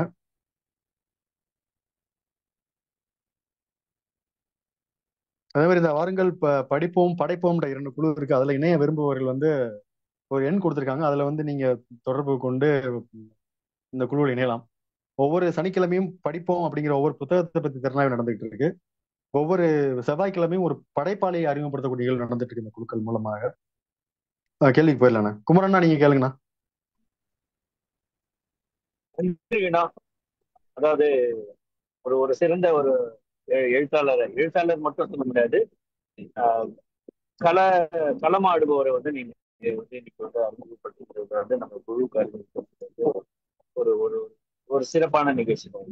ஏன்னா இது வரைக்கும் நம்ம இலக்கியம் சார்ந்து நம்ம அப்படி பார்க்கும்பொழுது அவங்களோட எழுத்துக்களை மட்டுமே நம்ம பரிமாறி இருக்கிறோம்.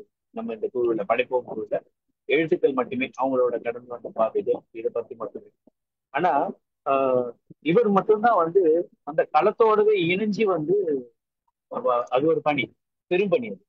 அதோட இணைஞ்சு எழுத்தையும் கொடுக்கறதுங்கிறது வந்து அது நம்ம சொல்லிதான் சும்மா சாதாரணமா வந்து ஆனா அதையும் தாண்டி வந்து இத்தனை வேலைக்கு இடையிலும் தன்னோட முழு நேரத்தையுமே இதுக்காக மட்டுமே தான் அவர் செலவு செய்யறாரோ அப்படிங்கிறது தான் நம்ம வந்து கருத்து தோணுது. நீங்க ஒரு கேள்வியில கேட்கும்போது வீட்டுல எப்படி இது பண்றாங்க அப்படின்னும் போது நிச்சயமா இது வந்துச்சு வந்த உடனே தூக்கி வச்சுக்க போறாங்க அப்படிங்கிற மாதிரி தான் வந்து நினைப்பாங்க. ஆனா அதையெல்லாம் தாண்டி ஒரு வந்து சமுதாய பணி, இலக்கிய பணி வந்து சரி. உங்களோட கேள்விகள் வந்து நல்லா வடிவமைச்சிருக்கீங்க. உங்களோட இந்த இலக்கியம் வந்து நமக்கு என்ன செய்யும் இப்போ இந்த காலகட்டங்கள்ல அப்படின்னு, அதே மாதிரி மரபு சார்ந்த கவிதைகளை பற்றிய உங்களோட கேள்விகளும் வந்து சிறப்பு. அந்த ஒரு ஒரு அங்கலம் வந்து கூடுதலா தன்னை நினைச்சுக்கிறாங்களோ மரபு கவிதை எழுதுகிறவங்க அப்படிங்கிறது வந்து உண்மைதான். அது பொதுவா அது அவரு தோழர் சொன்னது வந்து இலக்கியம் கற்றவங்களுக்கு வந்து அந்த கொஞ்சம் அந்த ஒரு கர்வம் ஒண்ணு இருக்கும்னு சொல்லுவாங்க தெரியுங்க. அது கர்வம் உள்ளது, அவ்வளவுதான், வேற ஒண்ணுமே இல்லை. அந்த இலக்கியம் சார்ந்துதான் அதுவுமே சொன்னாது. கனிமா தேமா எல்லாம் சொன்னாரு பாத்தீங்களா, இலக்கணங்களோட இது அது இருக்கும்போதே வந்து அசை சீர் இதை எல்லாத்தையும் பிரிச்சு பண்ணும்போது எனக்கு தெரியாது அப்படிங்கிற மாதிரி தான். அது இல்லாம அவரு அந்த அந்த கேள்விக்கு வந்து ஒரு சிறந்த விளக்கம் வந்து கொடுத்திருந்தாரு. எப்படி வந்து கர்நாடக இசை கத்துக்கிட்டவங்க வந்து எப்பேற்பட்ட இசையுமே வந்து அழகா அதை கையாளுறதுக்கான திறமை வந்து வரும். அதுதான் வந்து மரபு கவிதைகள் எழுதுறவங்களுக்கு வந்து பாத்தீங்க அப்படின்னாக்கா இதே கேள்வியை வந்து நம்ம பாரதிதாசன் கிட்ட கூட கேட்கும்போது நீங்க என்ன மரபு கவிதையாவே எழுதிட்டு இருக்கிறீங்க, புது கவிதையெல்லாம், ஏன்னா அந்த காலகட்டங்கள்ல தான் அது அறிமுகம் அப்படின்னு சொல்லுவாங்க. அது பாரதிதாசனே எழுதியிருக்கிறாராம். எப்படி மரபு கவிதைகளின் வந்து உச்சத்துல இருந்தாரோ அவரு தான் வந்து புது கவிதை வந்து ஒண்ணு எழுதிப்பாரு. அதாவது என் உதட்டை கடித்தது பண்டென நினைத்தேன் அட நீங்கள் தானா அப்படின்னு காதலி சொல்றாங்க. அதுக்கு பசிக்கு கடித்தது பலாசுலை என்று நினைத்தேன் உதறுதானா அப்படின்னு காதல் சொல்ற மாதிரி அந்த ஒரு கவிதை வந்து எழுதியிருப்பாரு. ஆக மரபுதான் எல்லாத்துக்குமே மேல. ஆனா அதுக்கு பயிற்சி பட்டறைகளும் வச்சு நடத்துறாருங்கிறது. ஏன்னா அதையும் காலத்தால் வந்து நம்ம வந்து அழிச்சிடக்கூடாது. எப்படி இப்ப இசையை பத்தி சொன்னோம்னா திரை இசை பாடல்கள் வந்ததுக்கு அப்புறம் வந்து நம்மளோட மரபான இசையை வந்து நம்ம அதுல இருந்து தள்ளி போறோமோ அப்படிங்கிற ஒரு இது இல்லை. ஆனாலும் அதற்கான பணிகள் வந்து நடந்துட்டு தான் இருக்குது. அந்த மாதிரி இந்த சிறந்த பணியை வந்து செய்யக்கூடிய சோலைராஜன் அவர்களுக்கு வந்து பாராட்டுகளை வந்து தெரிவிச்சுக்கிறோம். உங்களோட பயணங்கள் உங்களோட விருதுகள் அப்படிங்கிறது வந்து ஆமா ஒரு ஒரு ஒரு காலகட்டத்துக்கு அப்புறம் அது வந்து திகிட்ட ஆரம்பிச்சிடும். அந்த விருதுகள் அந்த நீங்க சொன்னீங்க இல்லையா, இந்த காலகட்டத்துல எது அதிகமா விற்குதுன்னா விருதுகள் தான் அதிகமா விற்குது. நான் விற்கிறது வாங்குறதுக்காக சொல்லுறேன். அந்த அந்த அந்த அந்த கடை அந்த அந்த தொழில் விருது வந்து விற்கிறவங்களோட பேர்ல வந்து அதிகமாக இருக்குதுன்னு சொல்லியிருக்கீங்க. அது உண்மைதான். அது ஏன்னா அதுக்கு ஏற்ற மாதிரி இதுக்கு முன்னாடி நம்ம இந்த நிகழ்வுல வந்து பார்க்க போனீங்கன்னாக்கா பொள்ளாச்சி பூபாலன் இந்த மாதிரி நம்மளோட நம்ம படைப்பும் குழுல வந்து அவங்களுமே வந்து பொள்ளாச்சி இலக்கிய வட்டம் வந்து நடத்திட்டு இருக்காங்க. அதே மாதிரி நீங்க குறிப்பிட்ட மாதிரி இவர் பாபு சசிதரன் அவர்களும் வந்து சிறந்த பணி, உங்களோட பணி எழுத்து பணியும் சேர்ந்து இருக்குது. இன்னும் உங்களுக்கு பாராட்டுகள். தொடர்ந்து பயணிக்கும். நன்றி நன்றி, வாழ்த்துக்கள் தோழர். அடுத்ததாக கீதா அவர்கள். கலை நீங்க பாருங்க. கீதா மேம் அன்மியூட் பண்ணிட்டு நீங்க உங்க கேள்வியை கேட்கலாம் மேம்.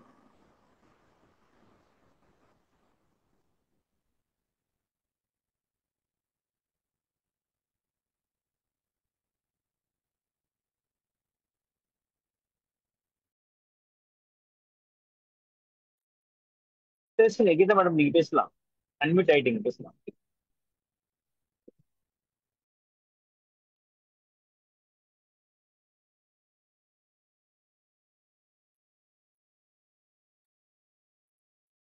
கலை அடுத்து மாலதியோட கூப்பிடுங்களேன்.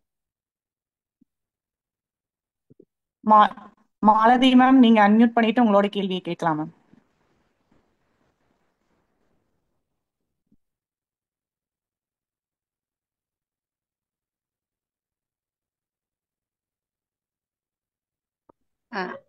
தலைமை உள்ளிட்ட அவைக்கு வணக்கம். ஐயா பேசுனது அனைத்தையுமே கேட்டோம். நாங்க ஐயாவோட மாணவி நான் அப்படின்னு இந்த நேரத்துல சொல்லிக்கிறதுல நான் ரொம்ப பெருமையா நினைக்கிறேன். மாணவி எப்படின்னா என்னோட வயசு 56.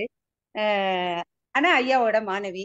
மரபு வகுப்புல உலக சாதனை செய்யறதுக்காக எங்களை மிகவும் சிரமப்பட்டு, அதாவது நிறைய செய்திகளை இந்த இடத்துல சொல்ல முடியாம இருந்திருக்கோம். நான் கேள்வி கேட்கிறேன் அப்படிங்கிறத விட ஐயாவை பற்றின செய்திகள், ஐயா சொல்லாத செய்திகள் என்கிட்ட இருக்கு. அதையும் இந்த தளத்துல தெரியப்படுத்தலாம் அப்படின்ட்டுதான். அதுக்கு முன்னாடி கவி வினோ பரமானந்தம் அவர்களுடைய கவிதைகள் கேட்டிருக்கேன். அதாவது வலி மிகுந்த கவிதைகளை நான் ரசிச்சிருக்கேன். அந்த உணர்வுகளுக்கு மதிப்பு கொடுத்திருக்கேன். அந்த உணர்வுகள் வந்து எவ்வளவு வலியை கொடுத்திருக்கு, அந்த வலி எப்படி இப்படி வரிகளாக வெளியில வந்திருக்குங்கிறதையும் நான் அதாவது கலங்கிய கண்களோடு நான் அதை பார்த்திருக்கேன். உங்களுக்கும் வணக்கம் கவி. ஐயா வந்து ஒரு ஆசிரியராக இருந்துகிட்டே, நீங்க கேட்டீங்க 2வது கேள்வின்னு நினைக்கிறது, ஆசிரியராக இருந்து கொண்டு இந்த கவித்தளத்திலும் கவிஞராகவும் பணியாற்ற முடிகிறதா அப்படின்னு. அதையும் தாண்டி இப்ப இந்த கரூர்ல நிகழ்வு நடந்தப்ப கிட்டத்தட்ட ஒரு 3 மாதங்கள் இலக்கியங்களோடு 100 நாட்கள் அப்படிங்கிற ஒரு இதுவும் நடந்தது. அந்த இலக்கியங்களோட 100 நாட்களும் போது 100 கருத்தாளர்களை மட்டும்தான் அதுல சேர்த்துக்கிறதா இருந்தது. ஆனா 250க்கும் மேற்பட்ட கருத்தாளர்கள் அதுல பங்கேற்றாங்க. அதை ஒரு நூலா தொகுத்து வெளியிட்டாங்க. ஒரு நல்ல ஆசிரியர் அப்படின்னு நீங்க சொல்லும் பொழுது, நல்ல ஆசிரியருக்கு ஒரு சின்ன எடுத்துக்காட்டு மட்டும் நான் சொல்றேன். மாணவர்கள்ல 3 நிலை இருக்கும். தலை, இடை, கடை அப்படின்னு. கடைநிலை மாணவர்களை கூட மரபுவை ரொம்ப மிக எளிமையாக சொல்லிக் கொடுத்து கத்துக்க வைக்க முடிந்த ஒரு ஆசிரியர். இத நான் சொல்றதுக்கு தகுதியானவள். ஏன்னா அவரோட மாணவினா அப்படிங்கிறதுல இப்ப நான் சொல்றது பொருத்தமா இருக்கும். அப்படிப்பட்ட ஒரு ஒரு நல்ல ஆசிரியரால் மட்டும்தான் இதை சொல்லிக் கொடுக்க முடியும். ஆசிரியர்கள் எல்லாருமே, நான் ஒரு நடுநிலை பள்ளி தலைமை ஆசிரியரா இருக்கேன், அதனால ஆசிரியர்னா யாருங்கிறது எனக்கும் தெரியும். ஒரு ஆசிரியர் அப்படிங்கிறவரு நிறைய கருத்துக்களை நமக்குள்ள வச்சுக்கிட்டு இருக்கிறவரு ஆசிரியர்னு நம்ம சொல்லிட முடியாது. அந்த அவருக்கு தெரிந்த குறைந்த கருத்துக்களை கூட மாணவர்களிடம் கொண்டு போய் சேர்க்கக்கூடிய அந்த அஹ், நுணுக்கம், அந்த நுட்பம் தெரிஞ்சாதான் அவர் ஒரு நல்ல ஆசிரியர். அப்படிப்பட்ட ஆசிரியர் தான் சோலைராஜா ஐயா அவர்கள்.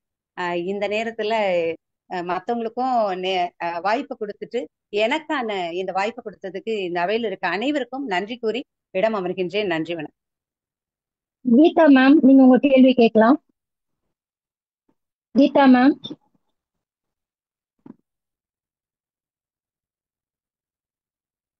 நீங்க அன்மியூட் பண்ணிட்டு உங்க கேள்வி கேட்கலாம்.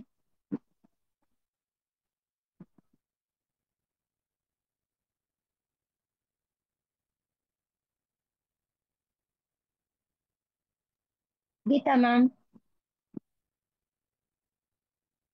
சொல்ல இவங்க ரசிதா பேகம் இருக்காங்க, அவங்ககிட்ட போயிடலாம். ஓகே. கனெக்டிங் ரஷிதா ஆடியோன்னு பேகம் வருது. மேம்.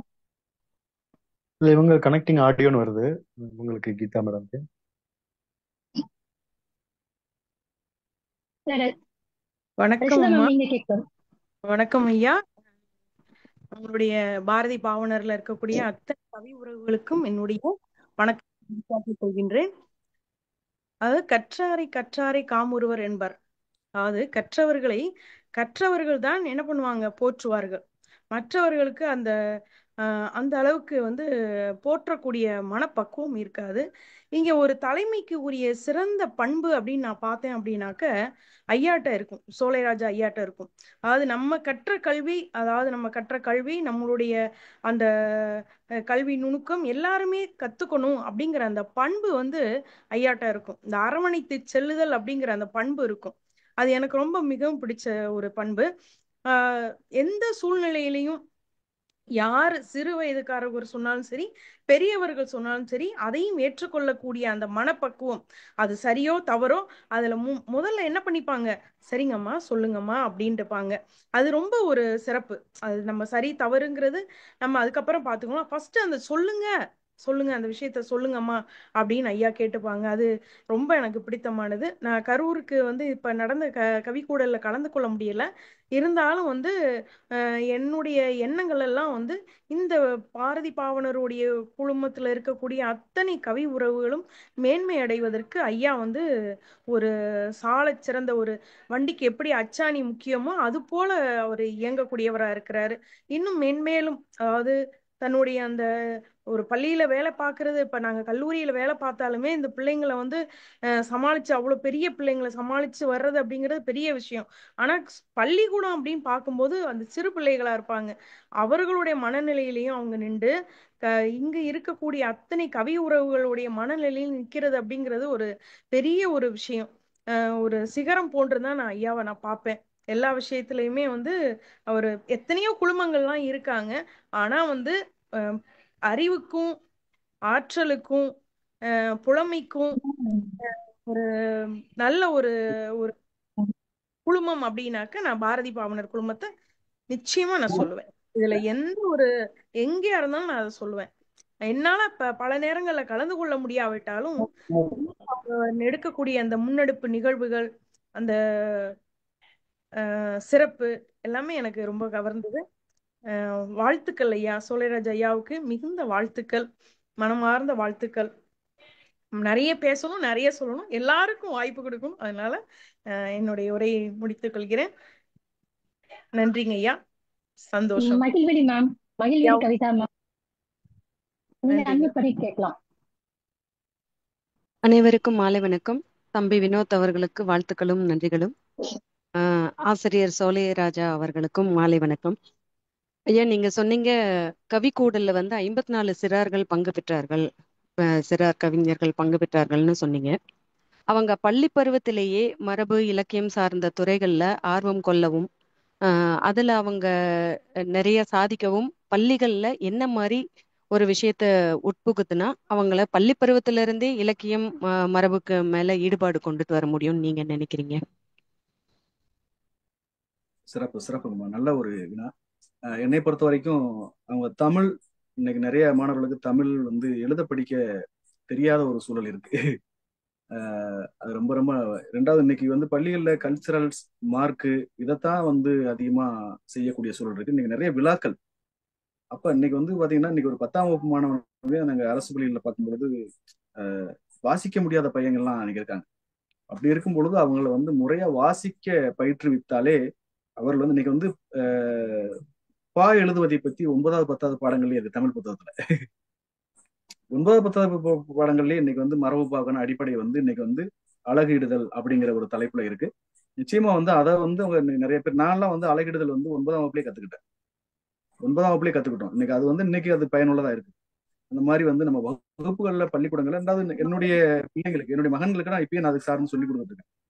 அவங்களுக்கு பிரிக்க தெரியும். 2 சின்ன சின்ன சொற்களை கொடுத்து அவங்களை பிரிச்சிருவாங்க.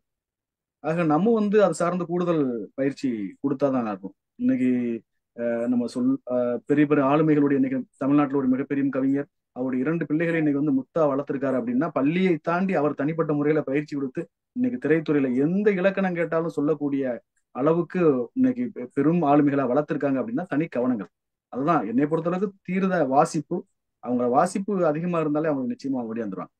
அதுதான் இன்னைக்கு பெரிய ஒரு அடிப்படை சிக்கலாவும் அதுதான் இருக்குது. அதனால வாசிப்பு என்பது தமிழ் வாசிப்பு என்பது ரொம்ப ரொம்ப முக்கியமான ஒண்ணு. அது இன்னைக்கு கொஞ்சம் தொய்வு, இன்னைக்கு இருக்க சூழ்நிலை ரொம்ப தொய்வா இருக்கு. நான் ஒரு ஆசிரியராகவும் அதை என்னால உணர முடியுது. காரணம், இன்னைக்கு பாடத்திட்டங்கள் எல்லாமே இருக்கு. சிலர் வந்து ரொம்ப மிகையாக இருக்காங்க, அதையும் பார்க்க முடியுது. மிகையாக இருக்காங்க, அட்வான்ஸா இருக்காங்க, அதையெல்லாம் நம்ம இன்னைக்கு பார்க்க முடியுது. அவங்கலாம் இன்னைக்கு என்னுடைய வகுப்புல இன்னைக்கு தான் புதிதாக 5ஆம் வகுப்பு மாணவர்கள் வர்றாங்க. ஒரு பையன்கிட்ட கேட்கும் பொழுது அவன் தனியா நான் யூடியூப் சேனல் வச்சிருக்கேன்னு சொல்றான். ஏதோ ஒரு பேர் சொன்னா இங்கிலீஷ்ல, எனக்கு அது மறந்து போச்சு. என்னடா பண்ணுவேன் நான், இது என்னமோ சொன்னா ஷார்ட்ஸ் போடுவோம் சார், வீடியோலாம் ஷார்ட்ஸா போடுவோம், நிறைய ஷார்ட்ஸ் நான் போட்டிருக்கேன் சார். 5வது பையன், ஏழை எளிய பையன், நல்ல துணிகள்லாம் கிடையாது, பள்ளியில கொடுக்கக்கூடிய அந்த சீருடையை தான் அவன் போட்டு வர்றான். அவன் போன்ல அவன் தனியா யூடியூப் சேனல் வச்சு நான் வந்து எத்தனை வீடியோ, நான் ஒரு 150 வீடியோ போட்டிருக்கேன் சார் அப்படின்னு சொல்றான். எனக்கு ரொம்ப ஆச்சரியமா இருந்துச்சு. அவன்கிட்ட சில விஷயங்கள் கத்துக்கலாம்னு இருறான், அவன்கிட்ட தனியா பேசுறேன்னு சொல்லியிருக்கேன். அதை குடுறான்னு சொல்லி ஒரு சேனலை குடுறா நான் பாக்குறேன்னு சொல்லிட்டு. அந்த மாதிரி வந்து இன்னைக்கு மாணவர்கள் ரொம்ப பயங்கர அட்வான்ஸா இருக்காங்க. ஏழை பணக்காரன் இதெல்லாம் தாண்டி மூளை வளர்ச்சி, அபரிவிதமான மூளை வளர்ச்சியெல்லாம் நம்ம பார்க்க முடியுது. எதா இருந்தாலும் பயிற்றுவிக்கணும். சின்ன வயசுலயே அவங்கள வந்து இந்த மாதிரி கொண்டு போயிட்டோம் அப்படின்னா நல்லா இருக்கும். அதுதான் மேடம் என்னுடைய பதிலா. அதை ஊக்கப்படுத்துறதுக்கு பள்ளிகள்ல நம்ம என்ன செய்யலாம்னு கேக்குறேங்க. அது பள்ளியில ஊக்கப்படுத்துறது வந்து இன்னைக்கு வந்து பாத்தீங்கன்னா, நாங்கெல்லாம் என்ன செய்யறோம்னா, நிறைய கலை திருவிழாக்கள் விழாக்கள் அரசு சார்ந்து நிறைய வைக்கிறாங்க. நிறைய மாணவர்களை தனித்திறமையில வெளியே கொண்டு வர்றதுக்கான வைக்கிறாங்க. இதுக்கடையில மதிப்பெண்ங்கிற ஒரு போட்டியும் இருக்கு. இதுக்கு மாணவனை பேச வைத்தல், பாட வைத்தல், எழுத வைத்தல்ங்கிறது இருக்கு. மாணவனை 4 திறன்கள்ல கொண்டு வாங்கன்னு இருக்கு. அப்ப ஒரு ஆசிரியருக்கான வேலை பளு இன்னைக்கு வந்து அதிகமா இருக்கு. ஒரு சில இடங்கள்ல மதிப்பெண்ணை நோக்கி மட்டும் சிலர் பயணப்படுறாங்க. இப்ப அரசு பள்ளியில வந்து பாத்தீங்கன்னா எல்லாம் சேர்ந்து கொடுத்துட்டு இருக்காங்க. நாங்க நிச்சயமா நான்லாம் வந்து பாத்தீங்கன்னா ஆண்டுக்கு ஒரு முறை ஒரு பட்டிமன்ற குழுவை நான் உருவாக்குறேன். 10 வயசு பையங்களை வச்சு பட்டிமன்றம் அழகா நீங்க தொலைக்காட்சியிலோட பார்க்க முடியும். எங்களுக்கு அந்த வாய்ப்பு கிடைக்கல. கிடைச்சிருந்தா அவ்வளவு அருமையா கொண்டு வரும். முடிஞ்ச வரைக்கும் என்னால வந்து ஒரு மதுரை ஆல் இண்டியா ரேடியோல தான் நான் கொண்டு என்னால அரங்கேற்றம் பண்ண முடிஞ்சு. ஒரு 3-4 ஆண்டுகளுக்கு முன்பு தொலைக்காட்சிக்கு என்னால கொண்டு போக முடியல. காரணம், அங்க ஏழை எளிய மக்கள், அரசு சார்ந்து நம்ம அனுமதி வாங்கணும் இந்த மாதிரி. அதனால பயிற்சி வச்சிருவோம் அப்படின்னா இப்ப நாங்களாம் பண்ணிட்டு தான் இருக்கோம். பண்ணிட்டு தான், எவ்வளவுதான் படிப்பு கல்வி அவனுக்கான மதிப்பெண் ஒரு தேர்வு முறைகள் இருந்தால் கூட அவனுடைய தனித்திறமைகளை உருவாக்குவதற்கு நாங்க 2 மாதம் 3 மாதத்துக்கு நம்ம பள்ளியில தினங்கள் வருது. காமராஜர் விழாவா கொண்டாடுங்க, கல்வி வளர்ச்சி கொண்டாடுங்க, காந்தி விழா கொண்டாடுங்க, அப்படி ஒவ்வொரு விழாவுக்கான போட்டிகளை நாங்க நடத்திக்கிட்டு தான் இருக்கோம். அப்படிங்கும்போது இயல்பாவே பேசுவதற்கு எழுதுவதற்கு இன்னைக்கு நிறைய வாய்ப்புகள் இன்னைக்கு கொட்டி கிடக்கு. நாங்க அதை பயிற்றுவித்துக்கிட்டு தான் இருக்கோம். நிறைய வர்றாங்க. என்கிட்ட படித்த மாணவர்லாம் இன்னைக்கு வந்து மருத்துவம் படிச்சுக்கிட்டு இருக்காரு.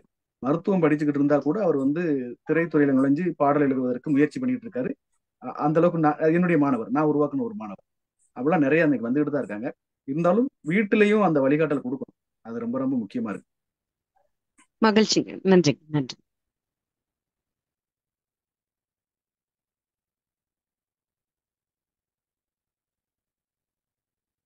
கவிஞர் வினோ, உங்களோட கேள்வி கேட்கலாம். கவிஞர் வினோ, அன்மியூட் பண்ணிட்டு பேசுங்க.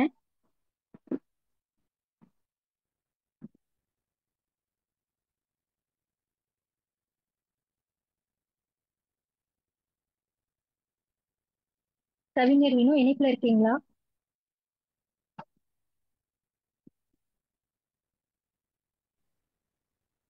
வணக்கம். அனைவருக்கும் முதற்கண் வணக்கம். நான் ஐயாவின் சீடன் கவிஞர் வினோ பேசுகிறேன். இது நேர்காணலா இல்லை நேர்மையான காணலா என்னும் சொல்லும் அளவுக்கு மிக சிறப்பாக இந்த நிகழ்வை நடத்தி கொண்டிருக்கிற இராணுவ வீரர் மதிப்பிற்குரிய வினோத் பரமானந்தன் அவர்களுக்கும், நறுவடி நாயகன், தமிழ்நாடு அரசின் தூய தமிழ் பற்றாளர் விருதாளர் ஐயா அண்ணன் சோலைராஜா அவர்களுக்கும் மனமார்ந்த நன்றியும் வாழ்த்துகளும். எனக்கு 2 கேள்விகள் உள்ளன. முதல் கேள்வி, தமிழ் என்கிற சோலைக்குள் நீங்கள் ராஜா என்பது எல்லோருக்கும் தெரியும். உண்மையிலேயே சோலைராஜா என்பது பெற்றோரிட்ட பெயரா அல்லது நீங்கள் வைத்துக்கொண்ட புனைப்பெயரா என்பது.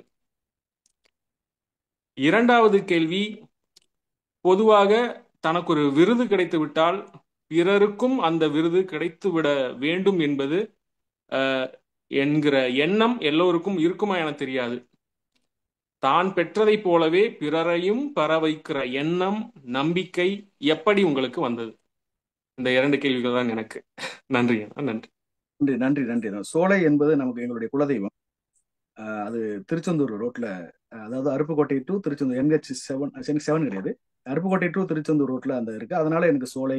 இப்ப எங்க ஊர்ல கிராமம் வந்து பாத்தீங்கன்னா பெரும்பாலும் வீட்டுக்கு முதலாவதோ வீட்டுக்கு ஒருத்தரோ சோலை, சோலையப்பன், சோலை முருகன், சோலை ராஜாங்கிறது ஒரு பேரா இருக்கும். அதுதான் தவிர மற்றபடி ஒண்ணும் கிடையாது.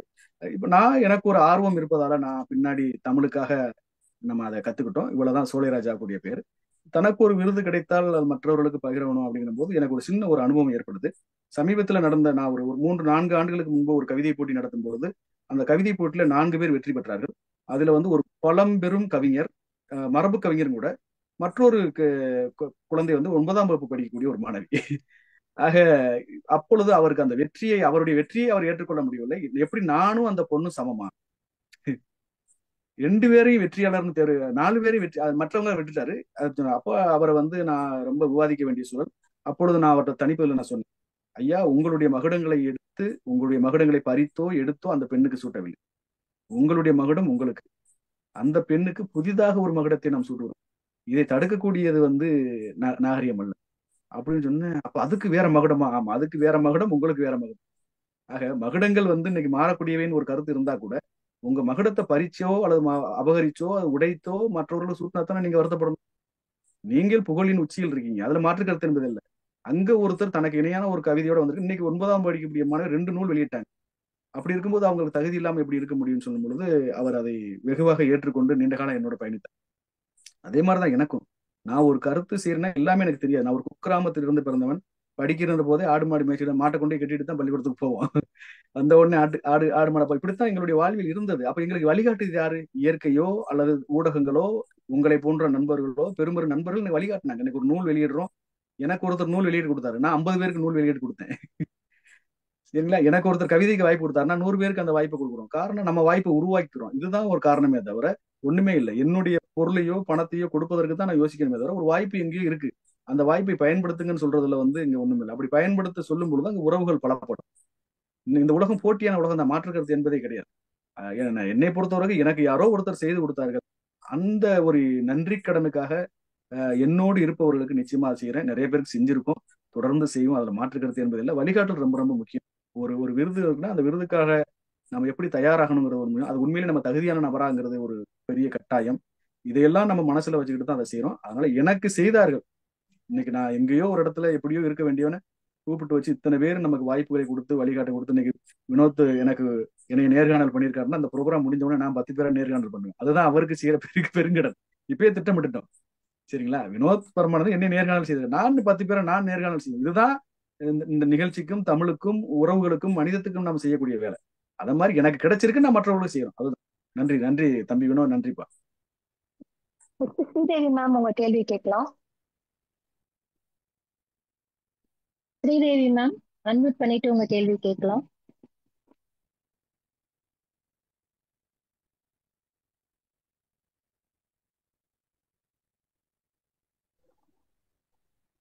வணக்கம் ஐயா. மிக கவிதைகளை தவிர்த்து நல்ல வாழ்வியல் இதையும் சொல்றீங்க. எனக்கு ஒரு ரொம்ப பேசிக்கான ஒரு கொஸ்டின். இப்ப வந்து மரபு கவிதை எழுதுறதுக்கு வந்து என்ன தகுதி வேணும்? ஆர்வத்தை தவிர்த்து என்ன தகுதி இருந்தால் இதற்குள் வரலாம் அப்படின்ட்டு சொல்ல முடியும்? ஆமா, ஆர்வத்தை நீங்க தவிர்க்க சொல்லிட்டீங்க, அதுதான் முக்கியம். ஆர்வத்தை தவிர்க்கவே கூடாது. ஆர்வம் ஏன்னா என் கூட வந்து என் கூட என்னுடைய பட்டறையில் படிக்கிறவங்க முனைவர் பட்ட ஆய்வாளர்கள் இருக்காங்க, முனைவர் பட்டத்தை வழிநடத்தக்கூடிய நெறியாளர்கள் இருக்காங்க, துறை தலைவர்கள் இருக்காங்க, பிரின்சிபல்ஸ் இருக்காங்க, வைஸ் பிரின்சிபல் இருக்காங்க. இலக்கணத்துல அதாவது தொல்காப்பியம் நன்னூல்ல வந்து முனைவர் பட்டம் செய்து அதுல கோல்டு மெடல் ஆனவங்க இருக்காங்க. ஆனா அவங்களுக்கு ஒரு பாட்டு எழுத தெரியாது. இலக்கணத்துல அவங்க கோல்டு மெடல், ஆனா அவங்களுக்கு ஒரு பாட்டு கூட எழுத தெரியாது, ஆசிரியப்பா கூட எழுத தெரியாது. அதுக்கு அவங்க தவறு சொல்ல விரும்பல. ஆக பாடல் எழுதுவது வேறு, இலக்கணம் என்பது வேறு. நீங்க ஆர்வம் இருந்தா தான் செய்ய முடியும். அடிப்படை தகுதிக்காக நீங்க சொன்னா தமிழ் எழுத படிக்க தெரிஞ்சா போதும். தமிழ் எழுத படிக்க தெரிஞ்சா கடந்த சமீபத்துல சேலத்துல ஒரு கவிஞரை சந்தித்து 2ஆம் வகுப்பு தான் படிக்கிறார். 2ஆம் வகுப்பு தான் படிச்சிருக்காரு. விருத்தம், களி விருத்தம், என்சிரி விருத்தம் அழகா எழுதி கவியரங்களை பாடுறாரு. அவர் பாடும்போது நான் என்ன செஞ்சுட்டேன், கண்டுபிடிச்சிட்டேன். கண்டுபிடிச்சு முடிச்ச உடனே சொன்னேன், ஐயா அந்த அரிசி விருத்தம் ரொம்ப அருமையா இருந்துச்சு, அந்த களி விருத்தம் இன்னும் கொஞ்சம் நல்லா இருந்துச்சுன்னா. அவருக்கு யோசிச்சு, உங்க வயசு என்னன்றாரு. ஐயா என் வயசு 42. எப்படி நீங்க அதை அரிசி விருத்தம்னு பிடிச்சீங்க? ஐயா நான் மரபு எனக்கு தெரியும். சரி அது விடுங்க, அந்த களி விருத்தத்தை எப்படி பிடிச்சீங்க? எனக்கு மரபு தெரியுங்க, நீங்க என்ன வாய்ப்பாடு போட்டிருக்கீங்க நான் கண்டுபிடிச்சிட்டேன் அப்படின்னு சொன்ன உடனே அவர் வியந்து என்னை பாராட்டி என்னை அலைபேசி எண் வாங்கி என் புத்தகம் வாங்கி பாராட்டினார். ஆர்வம் தான், அதுல ஆர்வம் இல்லைன்னா நம்ம மரபை பொறுத்த அளவுக்கு மரபுல எதையுமே செய்ய முடியாது, எதையுமே செய்ய முடியாது. சரிங்களா, எதையுமே செய்ய முடியாது. அதனால ஆர்வம் என்பது மிக மிக இப்பதான் நான் மரபு 6 மணி டு 7 இன்னைக்கு நமக்கு நேர்காணல் இருக்கிறதுனால ஒரு 10 நிமிடத்துக்கு முன்னாடியே முடிச்சுட்டேன். இன்னைக்கு எனக்கு மரபு இன்னைக்கு தொடங்கியிருக்கேன். வகுப்பெல்லாம் ஒரு 17 பேருக்கு வகுப்பு எடுத்துட்டு தான் நம்ம இந்த நிகழ்வுல தொடங்கியிருக்கோம். ஆர்வம் தான். ரெண்டாவது நமக்கும் ஒரு கடமை. அதனால நம்ம வந்து தொடர்ந்து விடாம செய்யும்போதுதான் நம்ம அடையாளப்படுத்தப்படுவோம். எங்களுக்கெல்லாம் அடையாளமே கிடையாது, எந்த வகையிலையும் அடையாளம் கிடையாது. ஆனா இன்னைக்கு நம்ம நினைக்கிறோம்னா நம்ம உழைப்பால தான் இருக்கு. நிச்சயமா உங்க ஆர்வம் உங்களை ஜெயிக்க வைக்கணும். நன்றிங்க, மிக சிறந்த பதில்கள் சொன்னீங்க, ரொம்ப நன்றிங்க. நாகார்ஜுன் சார் உங்களோட கேள்வி கேட்கலாம்.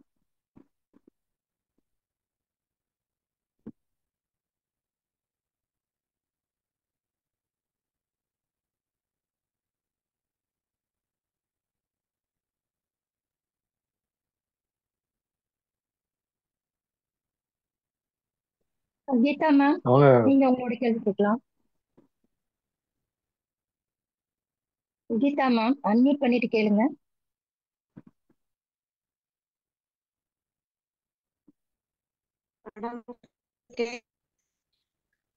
மேடம் கேக்குதா? கேக்குது மேம், கேக்குதா கேக்குது. நான் பேசுறது? ரொம்ப நன்றி. அனைவருக்கும் இனிய இரவு வணக்கம். சோலைராஜா ஐயா அவர்களுக்கும் வினோத் ஐயா அவர்களுக்கும் என்னுடைய மனமார்ந்த வாழ்த்துக்களும் நன்றிகளும். நான் காரைக்குடியிலிருந்து அழகப்பா பல்கலைக்கழக பேராசிரியர். இங்க மீனா அவங்க சொல்லிதான் முதலாக இந்த கூட்டத்துக்கு நான் வர்றேன். எனக்கு ரொம்ப ஆச்சரியம் என்ன அப்படின்னு சொன்னா, ஒரு ராணுவ வீரர் ஒரு கவிதை எழுதுறது ரொம்ப சந்தோஷமா இருக்கு. ரெண்டாவது, இந்த ஏரியாவுல காரைக்குடிக்கு பக்கம்தான் சோலைராஜா ஐயா அவரை பத்தி நான் கேள்விப்பட்டிருக்கேன். ஆனா இவ்வளவு பெரிய ஆற்றல் வாய்ந்த ஒருத்தரை இந்த கூட்டம் வந்து எனக்கு அறிமுகப்படுத்தி இருக்குது. ரொம்ப சந்தோஷம், ரொம்ப மகிழ்ச்சி. ரெண்டாவது, ஒரு வாழ்வியலை சொல்லக்கூடிய ஒரு கவிதையை பாரதியார் தொடங்கி அந்த புதுக்கவிதை மரபை இன்னைக்கு இந்த தமிழ்நாட்டுல எடுத்து சொல்லக்கூடிய பரப்பக்கூடிய ஒரு வேலையை சோலைராஜா ஐயா அவங்க மிக அருமையா செய்யறாங்க அப்படிங்கிறத வந்து இந்த வலைத்தளம் மூலமாக, இந்த மீட்டிங் மூலமாக நான் தெரிஞ்சுக்கிறேன். இவங்க 2 பேரையுமே அறிமுகப்படுத்தின இந்த கூட்டத்திற்கு, இந்த இணைய வழி கூட்டத்திற்கு என்னை அறிமுகப்படுத்தின, இங்க வந்திருந்து அவங்களுடைய அந்த அனுபவங்களை சொல்லி அந்த 2 கவிஞர்களுக்கும் என்னுடைய முதல் வாழ்த்துக்களும் நன்றிகளும். நான் எந்த கேள்வியும் கேட்கல.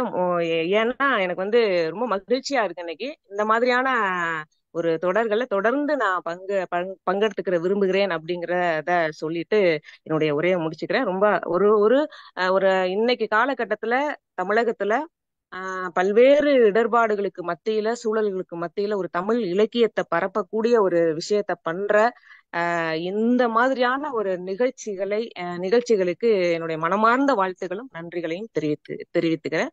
ரொம்ப நன்றி. நன்றி மேடம், நன்றி. வேற யாராவது கேள்வி கேக்குறீங்களா?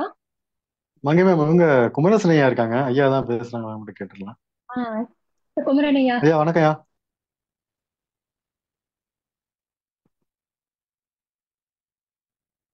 ஐயா அன்மியூட் பண்ணி பேசுங்க.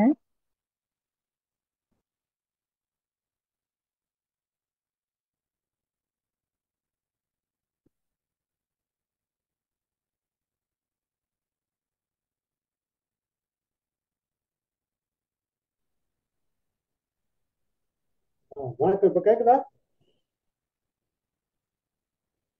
ஐயா கேக்குதுங்கய்யா. கேக்குது. கேக்குதா இப்போ? ஐயா கேக்குதுங்க கேக்குதுங்க, பேசலாம் நீங்க. ஹலோ.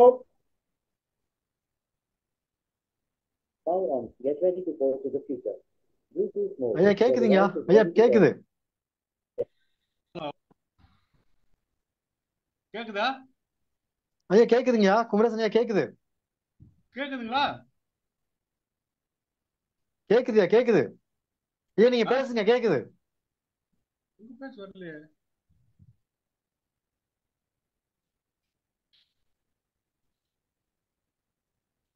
இன்னொரு நாள் பாத்துங்க, சரியா கேட்கல. நாகார்ஜுன், நீங்க கேள்வி கேக்குறீங்களா?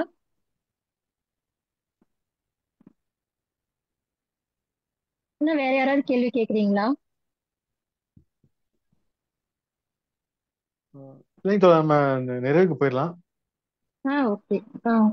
நிகழ்வு நிறைவு குறித்து பகுதிக்கு சோழராஜ் ஐயா வந்திருக்கோம். ஏதாவது பகிர்ந்துக்கிறாங்கன்னா, ஐயா இந்த நிகழ்ச்சி பற்றி நீங்க மட்டும் ஒரு வரியில உங்க கருத்து மட்டும் பதிவு செஞ்சிருங்க. தோழர் சோழராஜா. ஐயா வணக்கம்.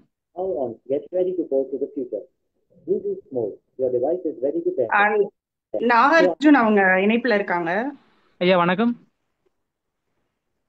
பேசுங்க தோழர் பேசுங்க நீங்க. இடையூறுக்கு மன்னிக்கவும். அனைவருக்கும் வணக்கம். எங்கள் வாழ்வும் எங்கள் வளமும் மங்காத தமிழ் என்று சங்கே முழங்கு. அன்னை தமிழுக்கு வணக்கம், அவைக்கு வணக்கம். இன்றைய நிகழ்வு எங்களுடைய முதன்மை ஒருங்கிணைப்பாளரை அழைத்து அவருக்கான ஒரு நேர்காணலை செய்த இந்த அமைப்பிற்கும் வினோத் பரந்தாமன் ஐயா உள்ளிட்ட அத்துணை ஒருங்கிணைப்பாளர் பெருமக்களுக்கும் வணக்கங்களை தெரிவித்துக் கொள்கிறேன். ஐயாவோடு ஒரு 7-8 ஆண்டுகளாக பயணித்த ஒரு தம்பி என்கிற ஒரு நிலையிலிருந்து அவரிடமிருந்து பெற்றுக்கொண்டதை நான் கற்றுக்கொண்டதை மட்டும் சொல்றேன். ஏன்னா ஒவ்வொருத்தவங்ககிட்ட இருந்து ஏதாவது ஒன்று கத்துக்கணும் அப்படின்றது என்னுடைய நாம்ஸ். அது அப்படிதான் இருந்துட்டு இருக்கேன்.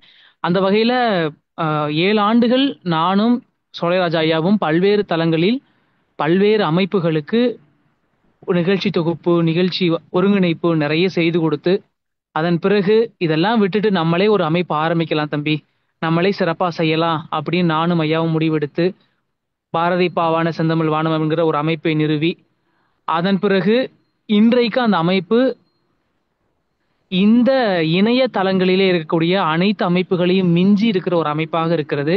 அந்த வகையில எங்களுடைய அமைப்பை நாங்கள் கட்டமைத்திருக்கிறோம், உருவாக்கி இருக்கிறோம். அதற்கு முதன்மை காரணம் அன்பு ஐயா அவர்கள் தான்.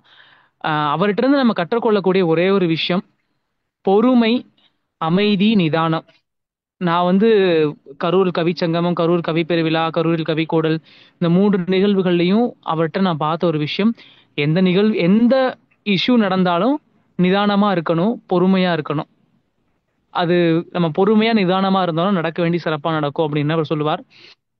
அது எனக்கு அது கொஞ்சம் அவர்கிட்ட இருந்து கற்றுக்கொள்ள வேண்டிய ஒரு விடயமா இருந்துச்சு. அந்த வகையில சிறப்பான ஒரு முன்னெடுப்போடு இன்றைக்கு இருக்கிற இலக்கிய அமைப்புகளில் சிறப்பாக நல்ல ஒரு கருத்துக்களை ஆகச்சிறந்த வகையில் எடுத்துக்கொண்டிருக்கிற எங்கள் பாரதி பாவான செந்தமிழ் வானத்தினுடைய ஒருங்கிணைப்பாளர் ஐயாவுக்கும் நன்றியும் பாராட்டு.